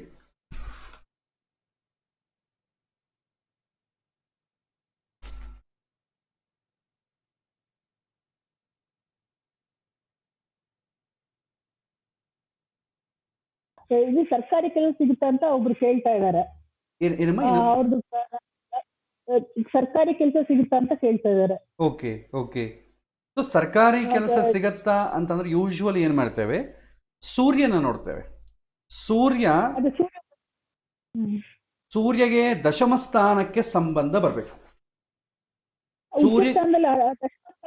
ಸೂರ್ಯ ಇದ್ದಾನೆ, ಅವಕಾಶ ಇದೆಮ್ಮ. ದಶಮ ಸ್ಥಾನದಲ್ಲಿ ಸೂರ್ಯ ಇದ್ರೆ ಸರ್ಕಾರಿ ಕೆಲಸ ಸಿಗೋದಾಗ್ಲಿ ಅಥವಾ ಸರ್ಕಾರಿಯಿಂದ ಯಾವ ತರದ ಬೆನಿಫಿಟ್ ಸಿಗೋದಾಗ್ಲಿ ಆಗ್ತದೆ. ಸರ್ಕಾರಿ ಗವರ್ಮೆಂಟ್ ಅಪಾಯಿಂಟ್ಮೆಂಟ್ ಕೊಡಬೇಕು ಅಂತ ಇಲ್ಲ, ಅಟ್ಲೀಸ್ಟ್ ಸರ್ಕಾರಿಯಿಂದ ಯಾವುದೋ ಒಂದು ಬೆನಿಫಿಟ್ ಅಂತೂ ಆಗುತ್ತೆ. ಶನಿ ಆದ್ರೆ ತುಲಾ ರಾಶಿ ಇದ್ದಾನೆ ಅಂದ್ರೆ ಸೂರ್ಯನ 7ನೇ ಮನೇಲಿ ಇದ್ದಾನೆ, ಅದರಿಂದ ಏನಾದ್ರು ತೊಂದರೆ? ಕುಜ ಅಸ್ತಂಗತ ಆಗಿದ್ದಾರೆ. ದಶಮ ಸ್ಥಾನಕ್ಕೆ ಸಂಬಂಧ ಇದೆಯಮ್ಮ, ದಶಮ ಸ್ಥಾನಕ್ಕೆ ಸಂಬಂಧ ಇರಬೇಕು. ಇದೆ ದಶಮ ಸ್ಥಾನ ಉಚ್ಚ ಸ್ಥಾನದಲ್ಲೇ ಇದೆ ಸೂರ್ಯ. ಕರೆಕ್ಟ್ ಅಲ್ಲಮ್ಮ? ದಶಮ ಸ್ಥಾನಕ್ಕೆ ಪಾಪಗ್ರಹಗಳ ಸಂಬಂಧ ಇದೆಯಾ? ಅದೇ ಶನಿ ದೃಷ್ಟಿ ಇದೆ, ಕುಜ ಜೊತೆ ಇದ್ದಾನೆ. ಓಕೆ. ಯಾವ ಲಗ್ನ ಆಗುತ್ತೆ? ಲಗ್ನ ಕರ್ಕ ಲಗ್ನ. ಕರ್ಕ ಲಗ್ನಕ್ಕೆ ಮೇಷ ರಾಶಿ ದಶಮ ಸ್ಥಾನ ಆಗ್ತದೆ. ದಶಮ ಸ್ಥಾನ ಆಗುತ್ತೆ. ಓಕೆ. ಸೊ ಕುಜ ಎಲ್ಲಿದ್ದಾನಮ್ಮ? ಕುಜ ಎಲ್ಲಿದ್ದಾನೆ? 10ನೇ ಮನೇಲಿ ಇದ್ದಾನೆ, ಅಲ್ಲ ಮೇಷರಾಶಿಲೇ ಇದ್ದಾನೆ, ಸ್ವಕ್ಷೇತ್ರದಲ್ಲಿದ್ದಾನೆ. ಒಳ್ಳೆಯದು. ಶನಿ ಎಲ್ಲಿದ್ದಾನೆ? ಶನಿ ತುಲಾ ರಾಶಿ ಸಪ್ತಮ ಉಚ್ಚ ಸ್ಥಾನದಲ್ಲಿದ್ದಾನೆ, ದೃಷ್ಟಿ ಚೆನ್ನಾಗಿದೆ. ಓಕೆ. ಆ ಕರ್ಕ ಲಗ್ನಕ್ಕೆ ಶನಿ ಅಷ್ಟಮಾಧಿಪತಿ ಕೂಡ ಆಗ್ತಾನೆ. ಸೊ ಹಾಗಾಗಿ ಆ ಶನಿಗೆ ಸಂಬಂಧಪಟ್ಟ ದಶೆ ಏನಾದರೂ ನಡೀತಾ ಇದ್ರೆ ಇದು ಮುಂದುವರಿಯಲ್ಲ. ಶನಿ ದಶೆ ಇಲ್ಲದೆ ಇದ್ದರೆ ಮುಂದುವರಿತದೆ. ಶನಿ ಮಹಾದಶೆ ನಡೀತಾ ಇದೆ ಇವಾಗ ಅವ್ರಿಗೆ. ಇಲ್ಲ, ಶನಿ ಒಂದು ಅಷ್ಟಮಾಧಿಪತಿ ಅಲ್ಲ, ವಿಯೋಗಕಾರಕ. ಅಷ್ಟಮಾಧಿಪತಿಯ ದಶೆಯಲ್ಲಿ ಯಾವುದೂ ಬೆನಿಫಿಟ್ ಸಿಗಲ್ಲ. ಆದರೆ ನೀವೇನು ಹೇಳ್ಬೇಕಂದ್ರೆ ಸರ್ಕಾರಿ ಉದ್ಯೋಗ ಬರುತ್ತೆ, ತುಂಬಾ ಕಷ್ಟದಿಂದ ಬರುತ್ತೆ ಅಂತ ಹೇಳ್ಬೇಕಾಗ್ತದೆ. ಯಾಕಂದ್ರೆ ದಶೆ ಅನುಕೂಲ ಇಲ್ವಲ್ಲ, ವಿಯೋಗಾಧಿಪತಿ ದಶೆ. ಸರಿ ಹೇಳ್ಬೋದು. ಬೇರೆ ಪ್ರಶ್ನೆ ಇದ್ರೆ ಕೇಳಿ. ನಮಸ್ಕಾರ ಆಚಾರ್ಯ. ನಮಸ್ಕಾರ, ಹೇಳಿ. ನಿನ್ನೆ ರಾತ್ರಿ ನಮ್ಮ ಫ್ರೆಂಡ್ ಒಬ್ರು ಫೋನ್ ಮಾಡ್ತಿರು, ಅದು ಕಳ್ಸಕ್ ಆಗ್ಲಿಲ್ಲ ನಿಮಗೆ. ಏನು ಅಂದ್ರೆ ಅವ್ರ ಕ್ವಶನ್ ಏನು ಅಂದ್ರೆ, ಮನೆ ತಗೊಳ್ಬೇಕು ಅಂತ ಅನ್ಕೊಂಡಿದ್ದೀನಿ ನಾನು. ಓಕೆ. ಅವ್ರು ಬೇರೆ ಯಾರ ಹತ್ರ ಜಾತಕ ಕೇಳಿದ್ದಾರೆ, ನೀ ಮನೆ ತಗೊಳ್ತೀಯಾ ಆದ್ರೆ ನಿನ್ಗೆ ಅದು ನಿಂದ್ರಲ್ಲ ಮತ್ತೆ ಮಾರ್ಕೊಂಡ್ಬಿಡ್ತೀಯಾ ಅಂತ ಹೇಳಿದಾರಂತೆ. ಓಕೆ. ನಿಂಗೆ ಸ್ವಲ್ಪ ಭಯ ಶುರುವಾಗಿದೆ. ಅವಂದು ಬಂದು ಮೀನ ಲಗ್ನ. ಡೇಟ್ ಆಫ್ ಬರ್ತ್ ಹೇಳಿ. ಡೇಟ್ ಆಫ್ ಬರ್ತ್ ಬಂದು 17/12/1973. ಓಕೆ. 12:48 PM. 48 PM. ಓಕೆ. ಎಲ್ಲಿ ಹುಟ್ಟಿದ್ದು? ಹುಟ್ಟಿದ್ದು ಕರ್ನಾಟಕ ಬೆಂಗಳೂರು ಅನ್ಕೊಂತೀನಿ ಅಷ್ಟು ಸರಿಯಾಗಿ ಗೊತ್ತಿಲ್ಲ. ಯೂಶ್ವಲಿ ಮನೆ ವಿಚಾರಕ್ಕೆ ಬಂದ ನಾವೇನ್ ಮಾಡ್ತೇವೆ, ಚತುರ್ಥ ಸ್ಥಾನ, ಚತುರ್ಥ ಕಾರಕ, ಚತುರ್ಥಾಧಿಪತಿಯನ್ನು ನೋಡ್ತೇವೆ. ಹೌದು. ಸೊ ಇಲ್ಲಿ ಮೀನ ಲಗ್ನ, ಚತುರ್ಥ ಸ್ಥಾನದಲ್ಲಿ ಯಾರಿದ್ದಾರೆ, ಶನಿ ಮತ್ತೆ ಕೇತು ಇದ್ದಾರೆ. ಹಾ ಆಮೇಲೆ ಮನೆಗೆ ಕಾರಕ ಯಾರು, ಕುಜ. ಪೂಜ. ಸೊ ಕುಜ ಸ್ವಕ್ಷೇತ್ರದಲ್ಲಿದ್ದಾನೆ, ಸೊ ಚೆನ್ನಾಗೇ ಇದೆ ಸ್ವಕ್ಷೇತ್ರದಲ್ಲಿರೋದ್ರಿಂದ. ಅಧಿಪತಿ, ಸೊ ಬುಧ ಏನಾಗಿದ್ದಾನೆ, ಅಧಿಪತಿ. ಸೊ ಅಧಿಪತಿ ಹೇಗಿದ್ದಾನೆ, ಅವನು ಬ್ರಹ್ಮಾಂಡವಾಗಿ ನವಮ ಸ್ಥಾನದಲ್ಲಿದ್ದಾನೆ, ಚೆನ್ನಾಗಿದೆ. ಸೊ ಏನು ಕಾನ್ಫ್ಲಿಕ್ಟ್ ಆಗಿಲ್ಲ. ಸೊ ಚತುರ್ಥ ಸ್ಥಾನದಲ್ಲಿ ಶನಿ ಕೇತು ಇರೋದ್ರಿಂದ ಸ್ವಲ್ಪ ಡಿಲೇ ಆಗಬಹುದು. ಸೊ ಡಿಲೇ ಆಗೋದು ಬಿಟ್ರೆ ಬೇರೆ ಏನು ತೊಂದರೆ ಇಲ್ಲ. ಮಾಡ್ಕೊಳ್ತೀಯ ಮಾರೋದಲ್ಲ, ಸಂಬಂಧ ಇಲ್ಲ, ಮಾರೋದಕ್ಕೆ ಸಂಬಂಧ ಇಲ್ಲ. ಇನ್ ಕೇಸ್ ಚತುರ್ಥ ಸ್ಥಾನಾಧಿಪತಿ ಏನಾದರೂ 6ನೇ ಮನೆಗೋ 8ನೇ ಮನೆಗೋ 12ನೇ ಮನೆಗೋ ಇದ್ದರೆ ಅವಾಗ ಮಾರಬೇಕು. 6ನೇ ಮನೆ ಸಾಲ ಜಾಸ್ತಿ ಆಯ್ತು ಅಂದ್ಕೊಳ್ಳಿ, ಮನೆಯನ್ನು ಸಾಲಕ್ಕೆ ಮಾರಿಬಿಡ್ತಾನೆ. 8ನೇ ಮನೆಗಿತ್ತು ಅಂದ್ಕೊಳ್ಳಿ, ಲಾಸ್ ಆಗುತ್ತೆ, ಅದರಿಂದನೂ ಮನೆ ಮಾರಿಬಿಡ್ತಾನೆ. ಏನೋ ಚಿಟ್ಟಿ ಕಂಪನಿ ಅದೇ ಇಟ್ಟು ಲಾಸ್ ಮಾಡುತ್ತೆ, ಅವಾಗೂ ಮಾರ್ತಾನೆ. 12ನೇ ಮನೆಗಿದ್ರೆ ಏನಾಗುತ್ತೆ, ಅತಿಯಾದ ಖರ್ಚುಗಳಿಂದ ಆ ಖರ್ಚುಗಳಿಗೋಸ್ಕರ ಇದನ್ನು ಮಾರಿಬಿಡ್ತಾನೆ.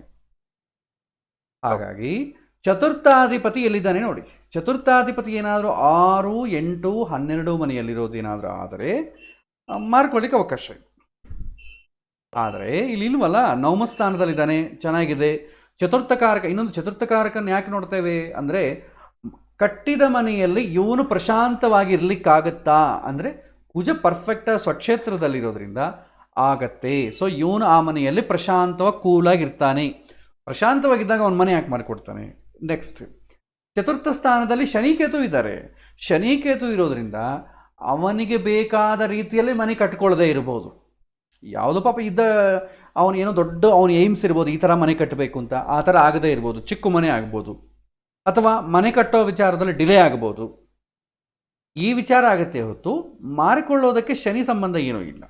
ಪ್ರಾರಂಭದಲ್ಲಿ ಕಷ್ಟ ಆಗ್ತದೆ, ಆ ಮನೆ ಕಟ್ಟೋ ವಿಚಾರದಲ್ಲಾಗಲಿ ಅಥವಾ ಸಣ್ಣ ಪುಟ್ಟ ಮನೆ ಕಟ್ಟಿದಾಗಿಂದ ಸಣ್ಣ ಪುಟ್ಟ ಕಿರಿಕಿರಿ ಇರುತ್ತೆ, ಅದಕ್ಕೆ ಮಾರ್ಕೊಳ್ಳೋದಕ್ಕೆ ಸಂಬಂಧ ಇಲ್ಲ. ಬೇರೆ ಏನಾದ್ರು ಪ್ರಶ್ನೆ ಇದ್ರೆ ಕೇಳಬಹುದು.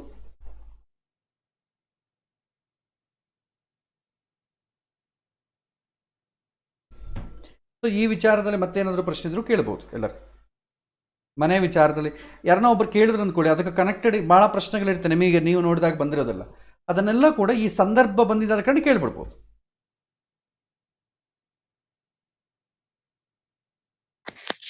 ನಮಸ್ಕಾರ ಗುರುಗಳೇ.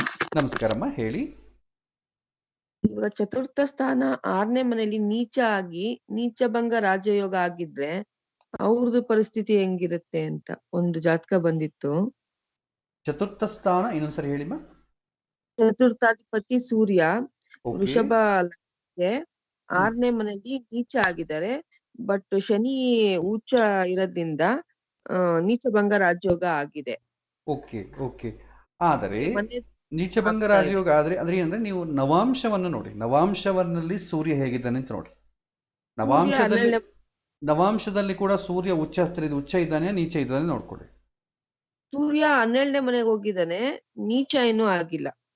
ನವಾಂಶದಲ್ಲಿ 12ನೇ ಮನೆ ಏನು ನಾವೇನು ನೋಡಲ್ಲ, ಬಟ್ ನೀಚನ ಅಥವಾ ಉಚ್ಚನ ನೋಡ್ತೇವೆ ಅಷ್ಟೇ. ನವಾಂಶದಲ್ಲಿ ಲಗ್ನದಿಂದ ಕೌಂಟ್ ಮಾಡೋ ಅವಸರ ಇಲ್ಲ. ಸೊ ನವಾಂಶದಲ್ಲಿ ನೀಚ ಇಲ್ಲ ಅಂತಂದ್ರೆ ಓಕೆ, ಸೊ ಅಲ್ಲಿ ಸ್ವಲ್ಪ ಬಲ ಇದ್ದಂಗೆ. ಸೊ ಹಾಗಾಗಿ ಇಲ್ಲಿ ಫಸ್ಟ್ ಚತುರ್ಥಾಧಿಪತಿ 6ನೇ ಮನೆಗಿದ್ದಾನೆ. ಫಸ್ಟ್ ಆಫ್ ಆಲ್ 6ನೇ ಮನೆಯಾಗಿರೋದು ಒಳ್ಳೇದಲ್ಲ first of all. Plus Shani ಜೊತೆಗಿದ್ದಾನೆ 6ನೇ ಮನೆಯಲ್ಲಿ, ಅದು ಒಳ್ಳೇದಲ್ಲ. ಸೊ ಮನೆ ವಿಚಾರದಲ್ಲಿ ಸಣ್ಣ ಪುಟ್ಟ ಕಿರಿಕಿರಿ ಇರುತ್ತಮ್ಮ, ಕಿರಿಕಿರಿ ಇರುತ್ತೆ. ಅಂದರೆ ಮನೆ ಇರುತ್ತೆ, ಸಣ್ಣ ಪುಟ್ಟ ಕಿರಿಕಿರಿ ಇರುತ್ತೆ. ಸೊ ಅವ್ರು ಕೇಳಿದಂಗೆ ಸ್ವಲ್ಪ ಸಮಯಕ್ಕೆ ಮಾರಿಕೊಳ್ಳೋದು ಮತ್ತೆ ಕೊಂಡುಕೊಳ್ಳೋದು ಇದು ಕೂಡ ಇರುತ್ತೆ. ಸ್ಟೇಬಲ್ ಇರಲ್ಲ. ಮನೆ ಕೊಂಡ್ಕೊಳ್ತಾ ಇರ್ತಾನೆ, ಮಾರ್ತಾ ಇರ್ತಾನೆ, ಕೊಂಡ್ಕೊಳ್ತಾ ಇರ್ತಾನೆ, ಮಾರ್ತಾ ಇರ್ತಾನೆ, ಈ ಥರ ಇರುತ್ತೆ. ಅಥವಾ ಕೆಲವೊಮ್ಮೆ ಆ ಕಟ್ಟಿದ ಮನೆಯಲ್ಲಿ ಇವ್ರು ಇರೋಕ್ಕಾಗಲ್ಲ, ಬೇರೆ ಯಾರಿಗೂ ಬಾಡಿಗೆ ಕೊಟ್ಟಿರ್ತಾರೆ ಅಷ್ಟೆ. ಅದೇ ಆಗಿದೆ ಅವ್ರದ್ದು. ಅದಾಗತ್ತಮ್ಮ, ಅದು ಆಗತ್ತೆ. ಗುರುಗಳೇ, ಕುಜ ಮನೆಗೆ ಕಾರಕ ಅಂತಾರಲ್ಲ, ಕುಜಂದು ಏನಾದ್ರು ಅದ್ರಲ್ಲಿ ಇರುತ್ತಾ ನೋಡೋದು? ಭೂಮಿ ಪುತ್ರ ಕುಜ ಕಂಫರ್ಟಬಲ್ ಆಗಿದ್ದಾನೆ, ಶುಭ ಗ್ರಹಗಳ ಜೊತೆ ಇದ್ದಾನೆ ಅಂತಂದ್ರೆ, ನೀವು ಸ್ವಂತ ಮನೆಗಿರ್ರಿ, ಬಾಡಿಗೆ ಮನೆಗಿರ್ಲಿ, ಯು ಫೀಲ್ ಕಂಫರ್ಟಬಲ್. ನೀವು ಬಾಡಿಗೆ ಮನೆಗಿದ್ರು ಕೂಡ ನೀವು ಹ್ಯಾಪಿಯಾಗಿ ನಿಮ್ಮ ಸ್ವಂತ ಮನೆ ಇದ್ದಂಗೆ ಹ್ಯಾಪಿ ಇರ್ತೀರಿ. ಕೆಲವಿನ ಜನ ನೋಡಿ ಓನರ್ಸ್ ತುಂಬ ಹ್ಯಾಪಿಯಾಗಿರ್ತಾರೆ. ಓನರ್ಸಿಂದ ಏನು ಅಯ್ಯೋ ನಿಮ್ಮ ಸ್ವಂತ ಮನೆ ಅಂದ್ಕೊಡ್ರಿ ಅಂತಾರೆ. ಕೆಲವಿನ ಜನ ಸ್ವಂತ ಮನೆಗಿದ್ರು ಕೂಡ ಓನರ್ಸ್ ಇದ್ದಂಗೆ ಫೀಲ್ ಆಗೋಕ್ಕಾಗಲ್ಲ, ಆ ರೀತಿ ಇರುತ್ತೆ. ಆದರೆ ಕುಜ ಕಂಫರ್ಟಬಲ್ ಆಗಿದ್ದಾನೆ ಅಂತಂದರೆ ನೀವು ಕಂಫರ್ಟಬಲ್ ಆಗಿ ಮನೆಗಿರ್ತೀರಾ. ಕಂಫರ್ಟ್ ಇರಬೇಕು ಮನೆಗೆ ಬೇಕು ಅಂದರೆ. ಅದಕ್ಕೆ ಕಾರಕನ ನೋಡ್ತೇವೆ. ನೀವು ಮನೆಗೆ ಎಷ್ಟು ಕಂಫರ್ಟ್ ಇರ್ತೀರಿ ಅಂತಂಬೋದು ಕುಜನ ಮೇಲೆ ಡಿಪೆಂಡ್ ಆಗ್ತದೆ. ಮನೆ ಇರುತ್ತಾ ಇಲ್ಲ ಅಂತಂಬೋದು ಚತುರ್ಥಾಧಿಪತಿ ಮೇಲೆ ಡಿಪೆಂಡ್ ಆಗ್ತದೆ. ಆ ಮನೆ ಬೇಗ ಆಗ್ತದಾ ಅಥವಾ ಮನೆಗೆ ಸಂಬಂಧಪಟ್ಟ ಅನುಕೂಲತೆ ಇರುತ್ತೆ ಅಂದರೆ ಚತುರ್ಥ ಸ್ಥಾನದಲ್ಲಿರೋ ಗ್ರಹಗಳ ಮೇಲೆ ಡಿಪೆಂಡ್ ಆಗ್ತದೆ.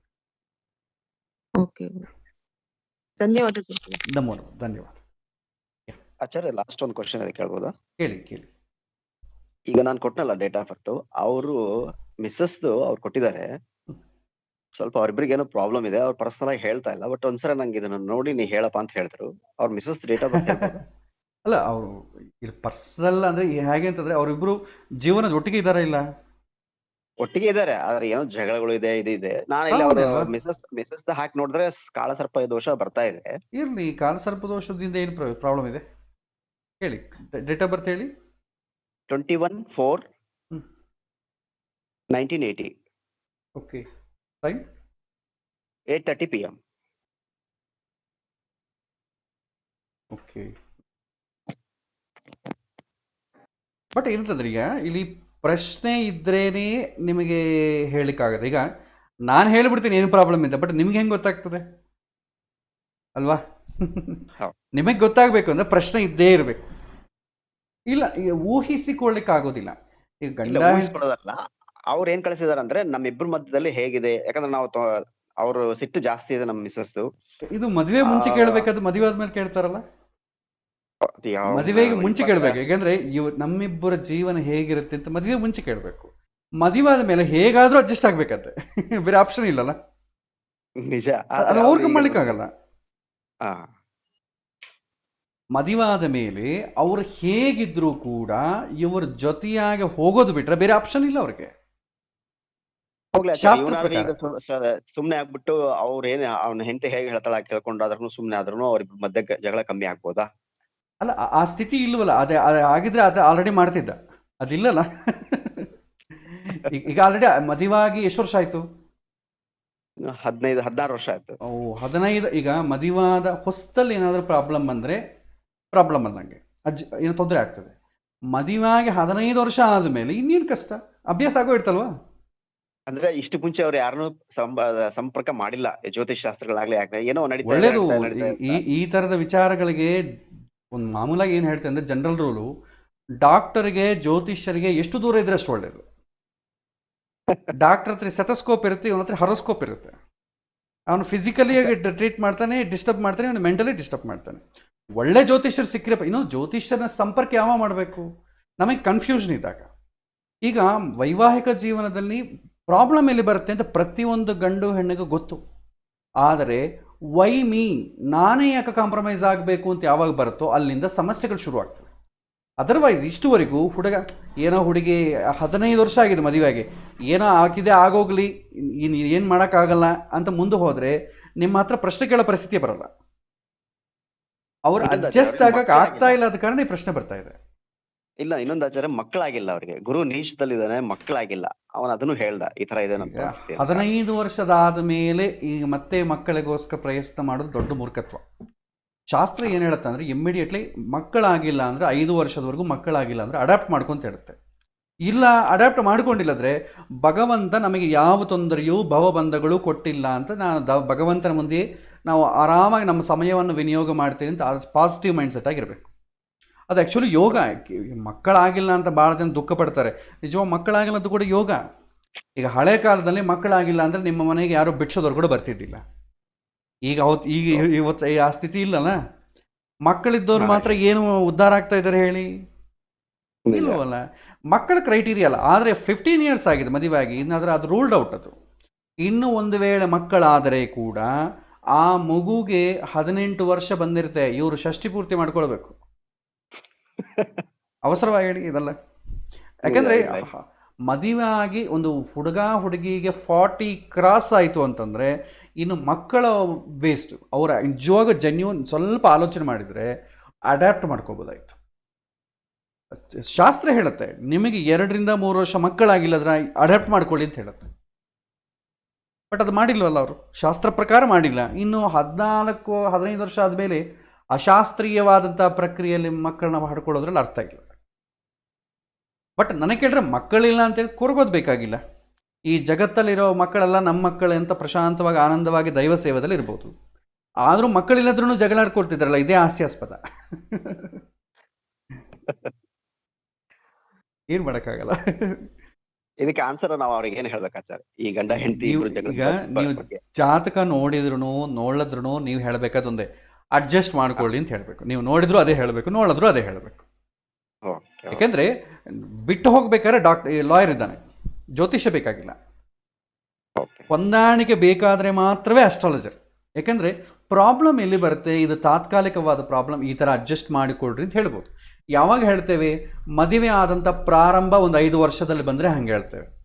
15 ವರ್ಷ ಆಗಿದೆ ಅಂತಂದರೆ ಅವ್ರಿಗೆ ಆಲ್ರೆಡಿ ಅಭ್ಯಾಸ ಆಗಿರಬೇಕು.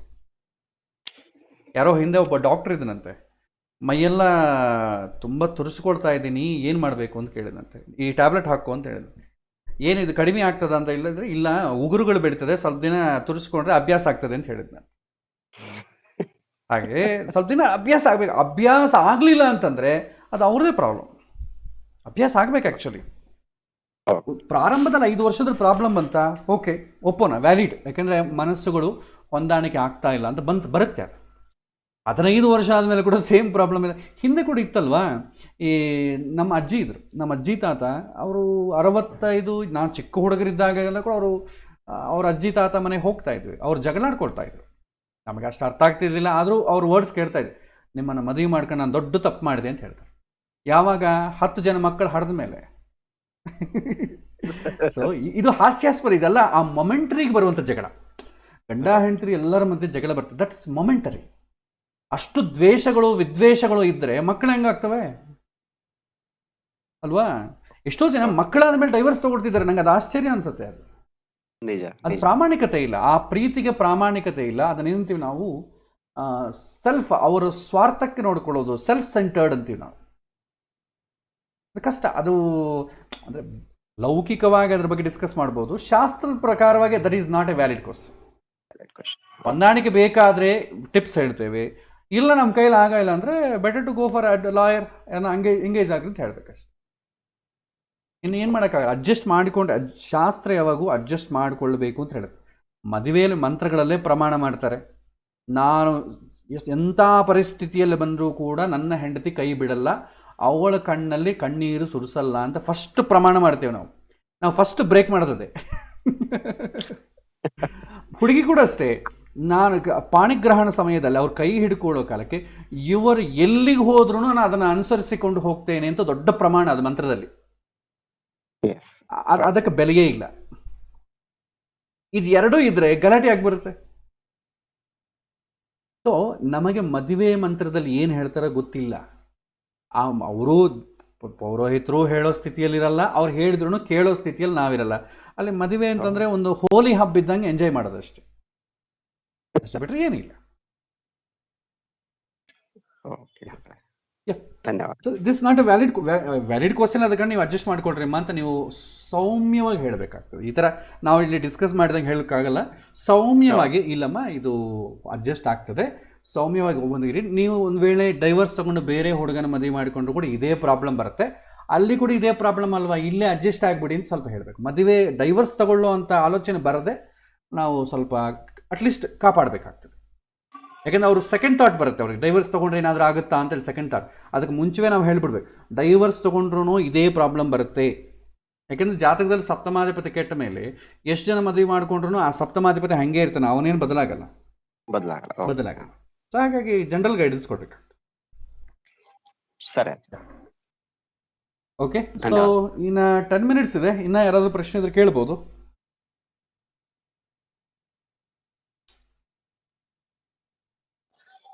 ಸೊ ಸಂಕೋಚ ಪಡಬೇಡಿ. ಜಸ್ಟ್ ನಾನೊಂದು ಫ್ರೆಂಡ್ ಇದ್ದಂಗೆ ಕೇಳಿ, ಅಯ್ಯೋ ಗುರುಗಳು ಅಂತೇಳಿ ಅಷ್ಟು ಸೀರಿಯಸ್ ಆಗಿ ಏನು ಅನ್ಕೊಳ್ತಾರೆ ಅಂತ ಹಿಂಗೆ ಕೇಳಲಿಕ್ಕೆ ಹೋಗಬೇಡಿ.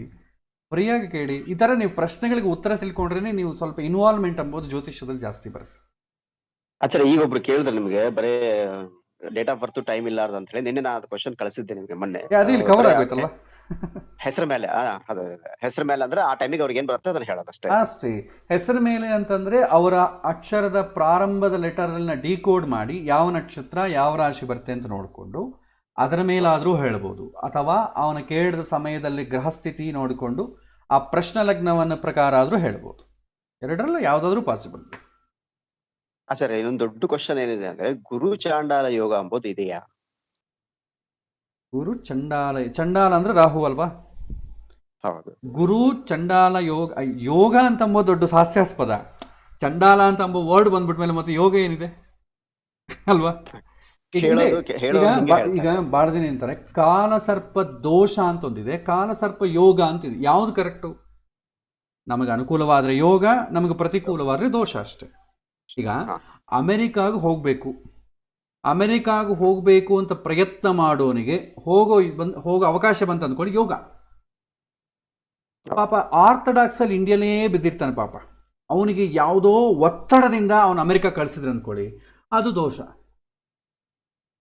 ಸೊ ಗುರು ಚಂಡಾಲ ದೋಷ ಇದೆ, ಯೋಗ ಇದೆ. ಸೊ ಗುರು ರಾಹು ಜೊತೆ ಇದ್ದ ಅಂತ ಅಂದ್ಕೊಳ್ಳಿ, ಅವನೇನಾಗ್ಬೋದು, ಒಂದು ಹೇತುವಾದಿ ಆಗ್ಬೋದು. ಸೊ ಅವನು ಏನಂತ ರೇಷನಲಿಸ್ಟ್ ಆಗ್ಬೋದು. ಅಂದ್ರೆ ಗುರು ಸ್ವಂತ ಮನೆಯಲ್ಲಿದ್ರು ಇದು ದೋಷ ಬರುತ್ತಾ ಅವ್ರಿಗೆ? ರಾಹು ಜೊತೆಗಿದ್ದು ಗುರು ಸ್ವಂತ ಮನೆಯಲ್ಲಿದ್ರು ಪವರ್ಫುಲ್ ಆಗಿದ್ರು ಗುರು ಬಲ ಜಾಸ್ತಿ ಇದ್ರೆ ಅದು ಕಡಿಮೆ ಆಗುತ್ತೆ, ಸಪ್ರೆಸ್ ಆಗುತ್ತೆ. ಅಂದ್ರೆ ಎಲ್ಲ ವಿಷಯದಲ್ಲಿ ಇರಲ್ಲ, ಸ್ವಲ್ಪ ವಿಷಯದಲ್ಲಿ ಮಾತ್ರ ಇರುತ್ತೆ.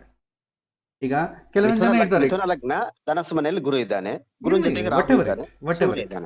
ಇರ್ಲಿ ಗುರುವಿಗೆ ಬಲ ಜಾಸ್ತಿ ಇದೆ ಅಂತಂದ್ರೆ ಗುರುವಿನ ಡಾಮಿನೇಷನ್ ಜಾಸ್ತಿ ಇರುತ್ತೆ. ಅಂದ್ರೆ ಅವನು ಎಲ್ಲ ಒಪ್ಪುತ್ತಾನೆ, ಒಂದು ಮಾತ್ರ ಒಪ್ಪಲ್ಲ, ಹಾಗಿರುತ್ತೆ. ನೀವು ಎಲ್ಲ ಹೇಳೋದು ಸರಿ ರೀ, ಶಾಸ್ತ್ರದಲ್ಲಿ ಇರೋದೆಲ್ಲ ಒಪ್ಪುತ್ತೀನಿ, ಆದ್ರೆ ಇದೊಂದು ನಂಗೆ ಒಪ್ಪಲಿಕ್ಕೆ ಆಗಲ್ಲ ಅಂತ ಹೇಳ್ತಾನೆ. ರಾಮದೇವ್ರು ಎಲ್ಲ ಮಾಡಿದ್ರಿ ಸರಿ, ಆದ್ರೆ ಗರ್ಭಿಣಿಯಾದಂಥ ಸೀತನ್ ಯಾಕ್ರಿ ಕಾಡಿಗೆ ಕಳಿಸ್ಬೇಕು? ಶುರು ಮಾಡ್ತಾನೆ. ಎಲ್ಲ ಸರಿ, ರಾಮಾಯಣ ದಿನಾಗೂ ರಾಮದೇವ್ರ ಪೂಜೆ ಮಾಡ್ತಾನೆ, ಎಲ್ಲ ಮಾಡ್ತಾನೆ, ಆದ್ರೆ ಟೀಕೆ ಮಾಡ್ತಾನೆ. ಎದುರಾಗಿರ್ತಾನೆ, ಹಾಗಾದ್ರೆ ಸ್ವಲ್ಪ ಎದುರಾಗಿರ್ತಾನೆ ಅಷ್ಟೇ. ದೊಡ್ಡ ಇದಂತೂ ಕೆಟ್ಟಂತ ಪರಿಹಾರ ಅಂತೂ ಅದು ದೋಷ ಅಂತ ಏನ್ ಬರಲ್ಲ. ಇಲ್ಲ ಕೆಟ್ಟದ್ದು ಅಂದ್ರೆ ಏನು ಹೇಳಿದ್ನಲ್ಲ, ದೋಷ ಅಂತಂಬೋದು ಯಾವಾಗ ಅಂದ್ರೆ ಅವರ ದೃಷ್ಟಿ ಮೇಲೆ ಇರುತ್ತೆ. ಈಗ 2ನೇ ಮನೆಗೆ ರಾಹು ಇದ್ದ ಅಂತ ಅಂದ್ಕೊಳ್ಳಿ, 2ನೇ ಮನೆ ರಾಹು ಇದ್ರೆ ಜಂಕ್ ಫುಡ್ ಜಾಸ್ತಿ ತಿಂತಾರೆ. ಅದು ಎಲ್ಲಿ ಯೋಗವೋ ದೋಷವೋ? ಜಂಕ್ ಫುಡ್ ತಿನ್ನೋದು ದೋಷ. ಆದ್ರೆ ನೀವು ಅದನ್ನ ಪಾಸಿಟಿವ್ ತಗೊಳ್ಳಿ. ಈಗ ಅಮೆರಿಕ ಹೋಗ್ತೀರಿ, ನಿಮ್ಗೆಲ್ಲ ತಿನ್ಬೇಕು ಅನ್ಸುತ್ತೆ, ಅದು ಯೋಗ ಅಲ್ವಾ? ಅದೇ ನಿಮಗೆ ಇಂಡಿಯಾಲಿದ್ರೆ ಅಂದ್ಕೊಂಡು ತಿನ್ನಕ್ಕಾಗಲ್ಲ, ಅಮೆರಿಕದಲ್ಲಿ ನೋಡಿ ತಿನ್ಬೋದು. ಅದು ನೀವು ಹೇಗೆ ನೋಡ್ತೀರಾ ಹಾಗೆ. ವೆದರ್ ನಿಮ್ಮ ಪ್ರಶ್ನೆ. ಒಂದು ವೇಳೆ ಇದೇ ಕ್ವಶನ್ ಆಚಾರ್ಯ, ಗುರು ನೀಚತ್ವ ಅಥವಾ 6ರಲ್ಲೂ ಇದ್ದು ಈ ಚಾಂಡಾಲ ಯೋಗ ಬಂದಿದ್ರೆ ಅವಾಗ ಗುರು ಪವರ್ ಕಮ್ಮಿ ಇರುತ್ತೆ ಅಂತ ನಾವು ಅನ್ಕೋಬೇಕು. ಈಗ ನೀಚ ಆಗ್ಲಿ, ಅಸ್ತಂಗತ ಆಗ್ಲಿ, ಶತ್ರುಕ್ಷೇತ್ರ ಆಗ್ಲಿ, ಯಾವ್ದಿದ್ರು ನಾವೇನಂತೀವಿ? ಬಲಹೀನ ಅಂತೀವಿ. ಉಚ್ಚ ಸ್ಥಿತಿ ಆಗ್ಲಿ, ಸ್ವಕ್ಷೇತ್ರ ಆಗ್ಲಿ, ಯಾವ್ದನ್ನ ಇರಲಿ ಬಲ ಅಂತೀವಿ. ಬಲ ಇದ್ದಾನ, ಬಲಹೀನವಾಗಿದ್ದಾನೆ. ಗುರು ಬಲವಾಗಿದ್ದು ರಾಹು ಜೊತೆಗಿದ್ರೆ ಗುರುವಿನ ಡಾಮಿನೇಷನ್ ಜಾಸ್ತಿ ಇರ್ತಾದ ಕಾರಣ ತರ್ಕ ಅಂತ ಅಂಬುದು ಕಡಿಮೆ ಇರುತ್ತೆ. ಗುರು ಬಲಹೀನವಾಗಿದ್ದಾನೆ ಅಂತ ಅಂದ್ಕೊಳ್ಳಿ, ತರ್ಕ ಜಾಸ್ತಿ ಆಗುತ್ತೆ. ಈಗ ನಮ್ಮಲ್ಲೇ ಎಷ್ಟೋ ಜನ ಪಂಡಿತರಿದ್ದಾರೆ, ಆ ಪಂಡಿತರು ಏನ್ ಮಾಡ್ತಾರೆ, ಎಲ್ಲ ಶಾಸ್ತ್ರ ವಿಷಯ ಎಲ್ಲ ಹೇಳ್ತಾರೆ, ಆದ್ರೆ ಅವ್ರ ಆಚರಣೆಯೇ ಬೇರೆ ಇರುತ್ತೆ. ಅದೇ ಕೆಲವಿನ ಜನ ಏನಾಗುತ್ತೆ, ರಾಹು ಪ್ರಾಬಲ್ಯ ಜಾಸ್ತಿ ಇತ್ತು ಅಂದ್ಕೊಳ್ಳಿ, ಅವನು ಯಾವ್ದನ್ನು ಒಪ್ಪಲ್ಲ, ಅವನು ಯಾವಾಗೂ ಕೂಡ ಹೇತುವಾದಿಯಾಗಿರ್ತಾನೆ. ಆದ್ರೆ ಸ್ವಲ್ಪ ಎಲ್ಲೋ ಒಂದು ಕಡೆ ಇರುತ್ತೆ. ಈಗ ಅವನು ದೇವರಿಲ್ಲ, ಅದು ಇಲ್ಲ, ಇದಿಲ್ಲ ಅಂತ ಎಲ್ಲ ಹೇಳ್ತಾ ಇರ್ತಾನೆ, ಆದ್ರೆ ಗಂಡ ಹೆಂಡತಿಗೋಸ್ಕರ ಮಂತ್ರಾಲಯಕ್ಕೆ ಹೋಗಿ ಬರ್ತಾನೆ. ನನಗಿಷ್ಟಿಲ್ರಿ, ಏನೋ ಹೆಂಡತಿ ಬಲವಂತ ಮಾಡ್ತಾ ಇದ್ದಿಲ್ಲ, ಹೋಗ್ತಾ ಇದ್ದೀನಿ ಅಂತಂತ. ಹಾಗಿರ್ತಾರೆ. ಹಿಂದೆ ಯಾರೋ ಹೇಳಿದ್ರಂತೆ, ಇದು ನಾಸ್ತಿಕ ಸಭೆಗಳನ್ನು ಸ್ಟಾರ್ಟ್ ಮಾಡೋಣ, ದೇವರಿಲ್ಲ ಅಂತ ಹೇಳಿ ನಾಸ್ತಿಕ ಸಭೆಗಳನ್ನ ಸ್ಟಾರ್ಟ್ ಮಾಡೋಣ ಅಂತಂದ್ರೆ ಒಂದು ಒಳ್ಳೆ ದಿನ ಮುಹೂರ್ತ ನೋಡ್ಕೊಂಡು ಸ್ಟಾರ್ಟ್ ಮಾಡೋಣ ಅಂತಂದಂತೆ ಒಬ್ಬನೇ ಅವರು. ಹಾಗೆ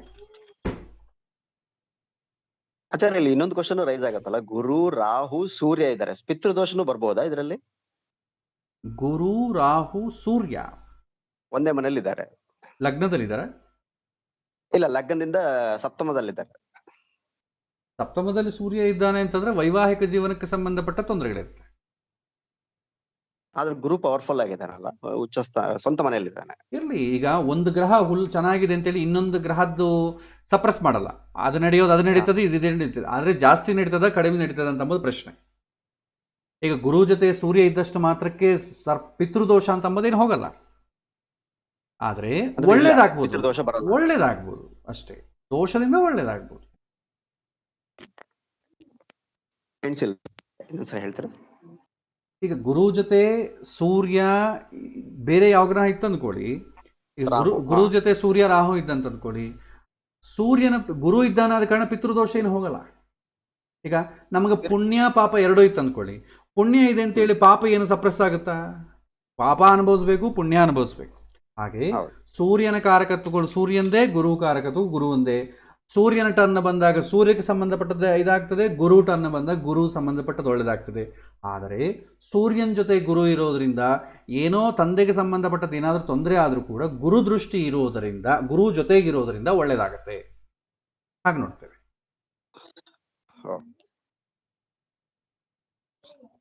ಸರಿ ಆಚಾರ್ಯ, ತುಂಬಾ ಧನ್ಯವಾದಗಳು.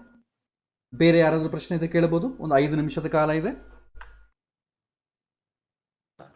ಇವ್ರ ಕ್ವಶನ್ಗೆನೆ ಆಡ್ ಅಪ್, ಇವ್ರು ಹೇಳ್ದಂಗೆ ಈಗ ಗುರು ಚಂದ್ರ ರಾಹು ಬಂದು 3ನೇ ಮನೇಲಿದೆ, 9ನೇ ಮನೇಲಿ ಕೇತು ಇದೆ. ಕೇತು ಅಂದ್ರೆ ಧರ್ಮ ಅಲ್ವಾ ಗುರುಗಳೇ? ಕೇತು 9ನೇ ಮನೇಲಿ ಇದ್ದಾಗ ಅದ್ ಬ್ಯಾಲೆನ್ಸ್ ಆಗುತ್ತಾ ಅಂತ? ಆಟೋಮೆಟಿಕಲಿ ಬ್ಯಾಲೆನ್ಸ್ ಆಗುತ್ತಮ್ಮ. ಈಗ ಯಾವಾಗ ನಮಗೆ ತುಂಬ ಲೌಕಿಕವಾಗಿ ಕಷ್ಟ ಬರುತ್ತೋ ನಾವು ಆಧ್ಯಾತ್ಮಿಕಕ್ಕೆ ಆಟೋಮೆಟಿಕ್ಕಾಗಿ ಅಡಿಕ್ಟ್ ಆಗ್ತೇವೆ ಅಲ್ವಾ? ಸೊ ತುಂಬ ಕಷ್ಟ ಬರೋದ್ರಿಂದನೇ ಆಧ್ಯಾತ್ಮಿಕಕ್ಕೆ ಬರ್ತೇವೆ. ಸೊ ಕೇತು ಅದಕ್ಕೆ ಕಾರಣ. ಡೈರೆಕ್ಟಾಗಿ ನಿಮಗೆ ಆಗಲ್ಲ, ಇಂಡೈರೆಕ್ಟ್. ಈಗ ಡೈರೆಕ್ಟಾಗಿ ನಿಮಗೆ ಜ್ಞಾನ ಬರೋದು ಗುರುವಿಂದ, ಇಂಡೈರೆಕ್ಟ್ ಆಗಿ ಪರಿಸ್ಥಿತಿಗಳಿಂದ ಜ್ಞಾನ ಬರೋದು ಕೇತುವಿಂದ. ಸೊ ಕೇತು ಧರ್ಮಕಾರಕ. ಯಾವಾಗ ಧರ್ಮ ತುಂಬ ತಲೆ ಮೇಲೆ ದೆಬ್ಬೆ ಬಿದ್ದ ಮೇಲೆ ಧರ್ಮ. ಚೆನ್ನಾಗಿದ್ದಾಗ ಏನಾಗುತ್ತೆ, ದೇವರಿಲ್ಲ ದಿಂಡ್ರಿಲ್ಲ ಅಂತ ಇರ್ತಾನೆ. ತಲೆ ಮೇಲೆ ಒಂದು ದೊಡ್ಡ ದೆಬ್ಬೆ ಬಿತ್ತು ಅಂದ್ಕೊಳ್ಳಿ, ಯಾರೋ ಹೇಳ್ತಾರೆ ನಿಂಗೆ ಹಿಂಗೆ ಇದಕ್ಕೋಸ್ಕರ ಆಗಿದ್ದು ಅಂತ, ಆವತ್ತಿಂದ ಅವನು ದೇವ್ರ ಗುಡಿ ಹೋಗೋ ಶುರು ಮಾಡ್ತಾನೆ. ಸೊ ಆ ಥರದ್ದಾಗ್ತದೆ. ಒಂದು ಏನಾದರೂ ಕೆಟ್ಟದ್ದು ಆಗೋಗಿದ್ರೆ ಅದರಿಂದ ಒಳ್ಳೇದು ಆಗ್ತದೆ. ಅದಕ್ಕೆ ಇದು ನಿದರ್ಶನ. ಸೊ ನನ್ನ ಅಡ್ವೈಸ್ ಏನಂತಂದರೆ ಎಲ್ಲರಿಗೂ ಕೂಡ, ಸೊ ಈಗ instead of dealing with planets, ಈಗ ಗ್ರಹಗಳು ಸಪ್ರೇಟಾಗಿ ಡೀಲ್ ಮಾಡೋ ಬದಲು ಫಸ್ಟ್ ಕ್ವಶನ್ ಬರಬೇಕು, ಈ ವಿಷಯಕ್ಕೆ ಹೇಗಿರುತ್ತೆ. ಈ ವಿಷಯಕ್ಕೆ ಈಗ ಸಪೋಸ್ ತಂದೆಯ ವಿಷಯಕ್ಕೆ ಸೂರ್ಯ 9ನೇ ಮನೆಗೆ ಗುರು ಜೊತೆಗಿದ್ದಾನೆ, ಆವಾಗ ಏನಾಗ್ತದೆ? ಕೇತು ದೃಷ್ಟಿ ಇದೆ. ಇನ್ನು ನಾವೇನು ಮಾಡಬೇಕಂದ್ರೆ ಒಂದು ವಿಷಯದ ಮೇಲೆಯೇ ಕಾನ್ಸಂಟ್ರೇಟ್ ಇರಬೇಕು, ಆ ವಿಷಯಕ್ಕೆ ಸಂಬಂಧಪಟ್ಟ ಗ್ರಹಗಳ ಮೇಲೆ ಕಾನ್ಸಂಟ್ರೇಟ್ ಇರಬೇಕು. ಪಕ್ಕದಲ್ಲಿ ಯಾವ ಗ್ರಹ ಇದ್ರೂ ನೀವು ಹಿಡಿಸ್ಕೊಳ್ಬೇಡಿ. ಈಗ ಗುರು ಜೊತೆ ರಾಹು ಇದ್ದಂತ ಅಂದ್ಕೊಳ್ಳಿ, ರಾಹುವನ್ನೇ ನಾವೇನು ಹಿಡಿಸ್ಕೊಳ್ಳೋ ಕೆಲಸ ಇಲ್ಲ. ನಾವು ಸಂತಾನದ ಬಗ್ಗೆ ಕೇಳಬೇಕಾದ್ರೆ ಗುರುವನ್ನೇ ಕಾನ್ಸಂಟ್ರೇಟ್ ಮಾಡ್ತೇವೆ. ರಾಹು ಪಕ್ಕದಲ್ಲಿದ್ದರೂ ಬೇರೆ ಯಾವುದನ್ನ ಒಂದು ಗ್ರಹ ಗುರುವನ್ನು ನೋಡಿದ್ರೂ ತೊಂದರೆ ಇಲ್ಲ. ಅದರ ಎಫೆಕ್ಟ್ ತುಂಬ ಕಡಿಮೆ. ನಾನು ಹೇಳಿದ್ನಲ್ಲ, ನನ್ನ ಎದುರುಗಡೆ ಮನೆಗೆ ಒಬ್ಬ ಸಿನಿಮಾ ಆ್ಯಕ್ಟರ್ ಇದ್ದಾನೆ, ನಾನು ದಿನಾಗೂ ನಾನು ನೋಡ್ತಾ ಇದ್ದೀನಿ, ಆತ ನನ್ನ ನೋಡ್ತಾ ಇದ್ದಾನೆ, ದೃಷ್ಟಿ ಬೀಳ್ತಾ ಇದೆ. ಆವಾಗ ನನಗೆ ಸ್ವಲ್ಪ ಹೆಮ್ಮೆ, ನಾವು ಅವ್ರು ಇದ್ರ ಮನೆಗೆ ಇರ್ತೀವ್ರಿ ಅಂತ. ಜೊತೆಗೆ ಇದ್ದೀನಿ ಅಂತ ಅಂದ್ಕೊಳ್ಳಿ, ಜೊತೆಗೆ ನಾವಿಬ್ಬರು ವಾಕಿಂಗ್ ಹೋಗ್ತಾ ಇದ್ದೀವಿ ಅಂತ ಅಂದ್ಕೊಳ್ಳಿ, ಇನ್ನು ಸ್ವಲ್ಪ ಹೆಮ್ಮೆ, ನಾನು ಅವ್ರ ಜೊತೆ ವಾಕಿಂಗ್ ಹೋಗ್ತೀನಿ. ಅವ್ರ ಮನೆಗೆ ಇದ್ದೀನಿ, ಅಯ್ಯೋ ನಮ್ಮ ಮನೆಗೆ ಇರೋದು ಅವರು, ಇನ್ನು ಸ್ವಲ್ಪ ಜಾಸ್ತಿ ಹೆಮ್ಮೆ. ಹಾಗೆ ದೃಷ್ಟಿ ಅಂತಂಬೋದು ತುಂಬ ಕಡಿಮೆ ಪ್ರಯಾರಿಟಿ. ಸೊ ಹಾಗಾಗಿ ಅದನ್ನು ಅಂದರೆ ನಾವು ಮೂಲದಿಂದ ಡಿವಿಯೇಟ್ ಆಗಬಾರ್ದು. ಒಂದು ವೇಳೆ ಒಂದು ವಿಷಯಕ್ಕೆ ಬಂದಾಗ ಡೀಪಾಗಿ ಸ್ಟಡಿ ಮಾಡೋ ಕಾಲಕ್ಕೆ ಮಾತ್ರವೇ ಈ ದೃಷ್ಟಿಗಳನ್ನ ಇದನ್ನೆಲ್ಲ ತಗೊಳ್ತೇವೆ. ಔಟ್ಲೈನ ಮಾಡೋ ಕಾಲಕ್ಕೆ ಓನ್ಲಿ ಆ ಪ್ಲ್ಯಾನೆಟ್ ಹೇಗಿದೆ, ಆ ಪ್ಲ್ಯಾನೆಟ್ಗೆ ಬಲ ಇದೆಯಾ ಇಲ್ವಾ. ಈಗ ಸಂತಾನ ಆಗಬೇಕು, ಗುರುವಿಗೆ ಬಲ ಇದೆಯಾ, ಪಂಚಮಾಧಿಪತಿ ಬಲ ಇದೆಯಾ ಅಂತ ನೋಡ್ತೇವೆ. ಇನ್ನು ಡೀಪಾಗಿ ನೋಡೋ ಕಾಲಕ್ಕೆ ನೀವು ಅದನ್ನು ದೃಷ್ಟಿ ಹೇಗಿದೆ, ನವಾಂಶದಲ್ಲಿ ಹೇಗಿದೆ, ಅಷ್ಟಕ ವರ್ಗದಲ್ಲಿ ಹೇಗಿದೆ, ಇನ್ನು ಡೀಪಾಗೆ ನೋಡ್ತೇವೆ ಅದನ್ನು. ಬಟ್ ಪ್ರಾರಂಭದಲ್ಲಿ ನೀವು ಆ ಗ್ರಹವನ್ನು ಮಾತ್ರ ನೋಡಬೇಕು. ಇಲ್ಲ, ಮುಂದೆ ಪ್ರಾಕ್ಟೀಸ್ ಬರ್ತೀವಿ. ಈ ಸೆಷನ್ ಹಿಂಗೆ ಹೋಗ್ತಾ ಇದ್ರೆ ಪ್ರಾಕ್ಟೀಸ್ ಆಗುತ್ತೆ, ತೊಂದರೆ ಇಲ್ಲ.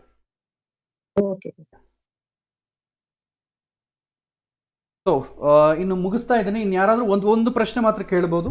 ಪ್ರಶ್ನೆ ಕೇಳಿ ನಾವಿನ್ನು ಮುಗಿಸೋಣ. ಗುರುಗಳೇ ಹೇಳಿ. ಗುರುಗಳೇ, ಕರ್ಕ ಲಗ್ನಕ್ಕೆ ಸಪ್ತಮಾಧಿಪತಿ ಅಷ್ಟಮಾಧಿಪತಿ ಶನಿ ಬರ್ತಾನೆ. ಸಪ್ತಮಾಧಿಪತಿ ಶನಿ ಇದ್ರೆ ಮದುವೆ ಲೇಟು ಅಂತ ಏನಾದ್ರು ಇದೆಯಾ ಗುರುಗಳೇ? ಆ ಥರ ಹಾಗೇನಿಲ್ವಲ್ಲ? ಇಲ್ವಾ? ಇಲ್ಲ. ಅವನು ಸಪ್ತಮಾಧಿಪತಿ ಷಷ್ಠದಲ್ಲಿದ್ದಾನೆ, 6ರಲ್ಲಿದ್ದಾನೆ ಆಕ್ಚುಲಿ ಲಗ್ನದಿಂದ. ಓಕೆ, ಲೇಟ್ ಆಗುತ್ತೆ, ಯಾಕಂದ್ರೆ 6ನೇ ಮನೆಗಿದ್ದಾನಲ್ವಾ, ಲೇಟ್ ಆಗುತ್ತೆ. ಲೇಟ್ ಆಗುತ್ತೆ. Okay okay. ದುಷ್ಟ 6ನೇ ಸ್ಥಾನದಲ್ಲಿ ಮನೆಯಲ್ಲಿದ್ರೆ ಒಳ್ಳೇದಾ ಕೆಟ್ಟದ ಅಂತ ಗುರುಗಳೇ? ಈಗ ಲಗ್ನ ಶನಿ 6ನೇ ಮನೆಯಲ್ಲಿದ್ರೆ ಎಲ್ಲ ಸಪ್ತಮಾಧಿಪತಿ ಶನಿ 6ನೇ ಮನೆಗಿರೋದು ಕೆಟ್ಟದ್ದು. Okay okay. ದುಷ್ಟ ಸ್ಥಾನ ಅಲ್ವಾ? ಹೌದೌದು ಹಾ, ಹೌದು. ದುಷ್ಟ ಸ್ಥಾನದಲ್ಲಿದ್ರೆ ಡಿಲೇ ಆಗ್ತದೆ. ಓಕೆ, ವೈವಾಹಿಕ ಜೀವನ ಕೂಡ ಡಿಸ್ಟರ್ಬ್ ಇರುತ್ತೆ. ಸರಿ ಗುರುಗಳೇ. ಓಕೆ. ಸೊ ಇಲ್ಲಿಗೆ ನಮ್ಮ ಸೆಷನ್ ಮುಗಿಸೋಣ. ಮತ್ತೆ ಬರುವಂಥ ವಾರ ಇನ್ನು ಪ್ರಶ್ನೆಗಳು ನೀವು ಮುಂಚಿತವಾಗಿ ಆಯ್ಕೆ ಮಾಡ್ಕೊಳ್ಳಿ, ಸ್ವಲ್ಪ ಸ್ಟಡಿ ಮಾಡಿ. ನಿಮಗೆ ನಿಮ್ಮ ಪ್ರಶ್ನೆ ಒಂದೇ ಅಲ್ಲ, ಬೇರೆ ಎಲ್ಲರದ್ದು ಪ್ರಶ್ನೆ ಕ್ಲಿಯರ್ ಆಗುತ್ತೆ. ಅದ ಕಾರಣ ನೀವು ಜಾಸ್ತಿ ಇನ್ಫಾರ್ಮೇಷನ್ ನಿಮಗೆ ಸಿಗುತ್ತೆ. ಸೊ ಇಲ್ಲಿಗೆ ಇವತ್ತಿನ ಈ ವಾರದ ಪ್ರಶ್ನೆಗಳ ಸೆಷನ್ ಮುಗಿಸೋಣ. ಮತ್ತೆ ಬರುವ ಭಾನುವಾರ ಯಥಾ ರೀತಿ ಮುಂದುವರಿಯೋಣ. ಶ್ರೀಕೃಷ್ಣ ಅರ್ಪಣಮಸ್ತು. ನಮೋ ನಮಃ. ಹರೇ ಶ್ರೀನಿವಾಸ.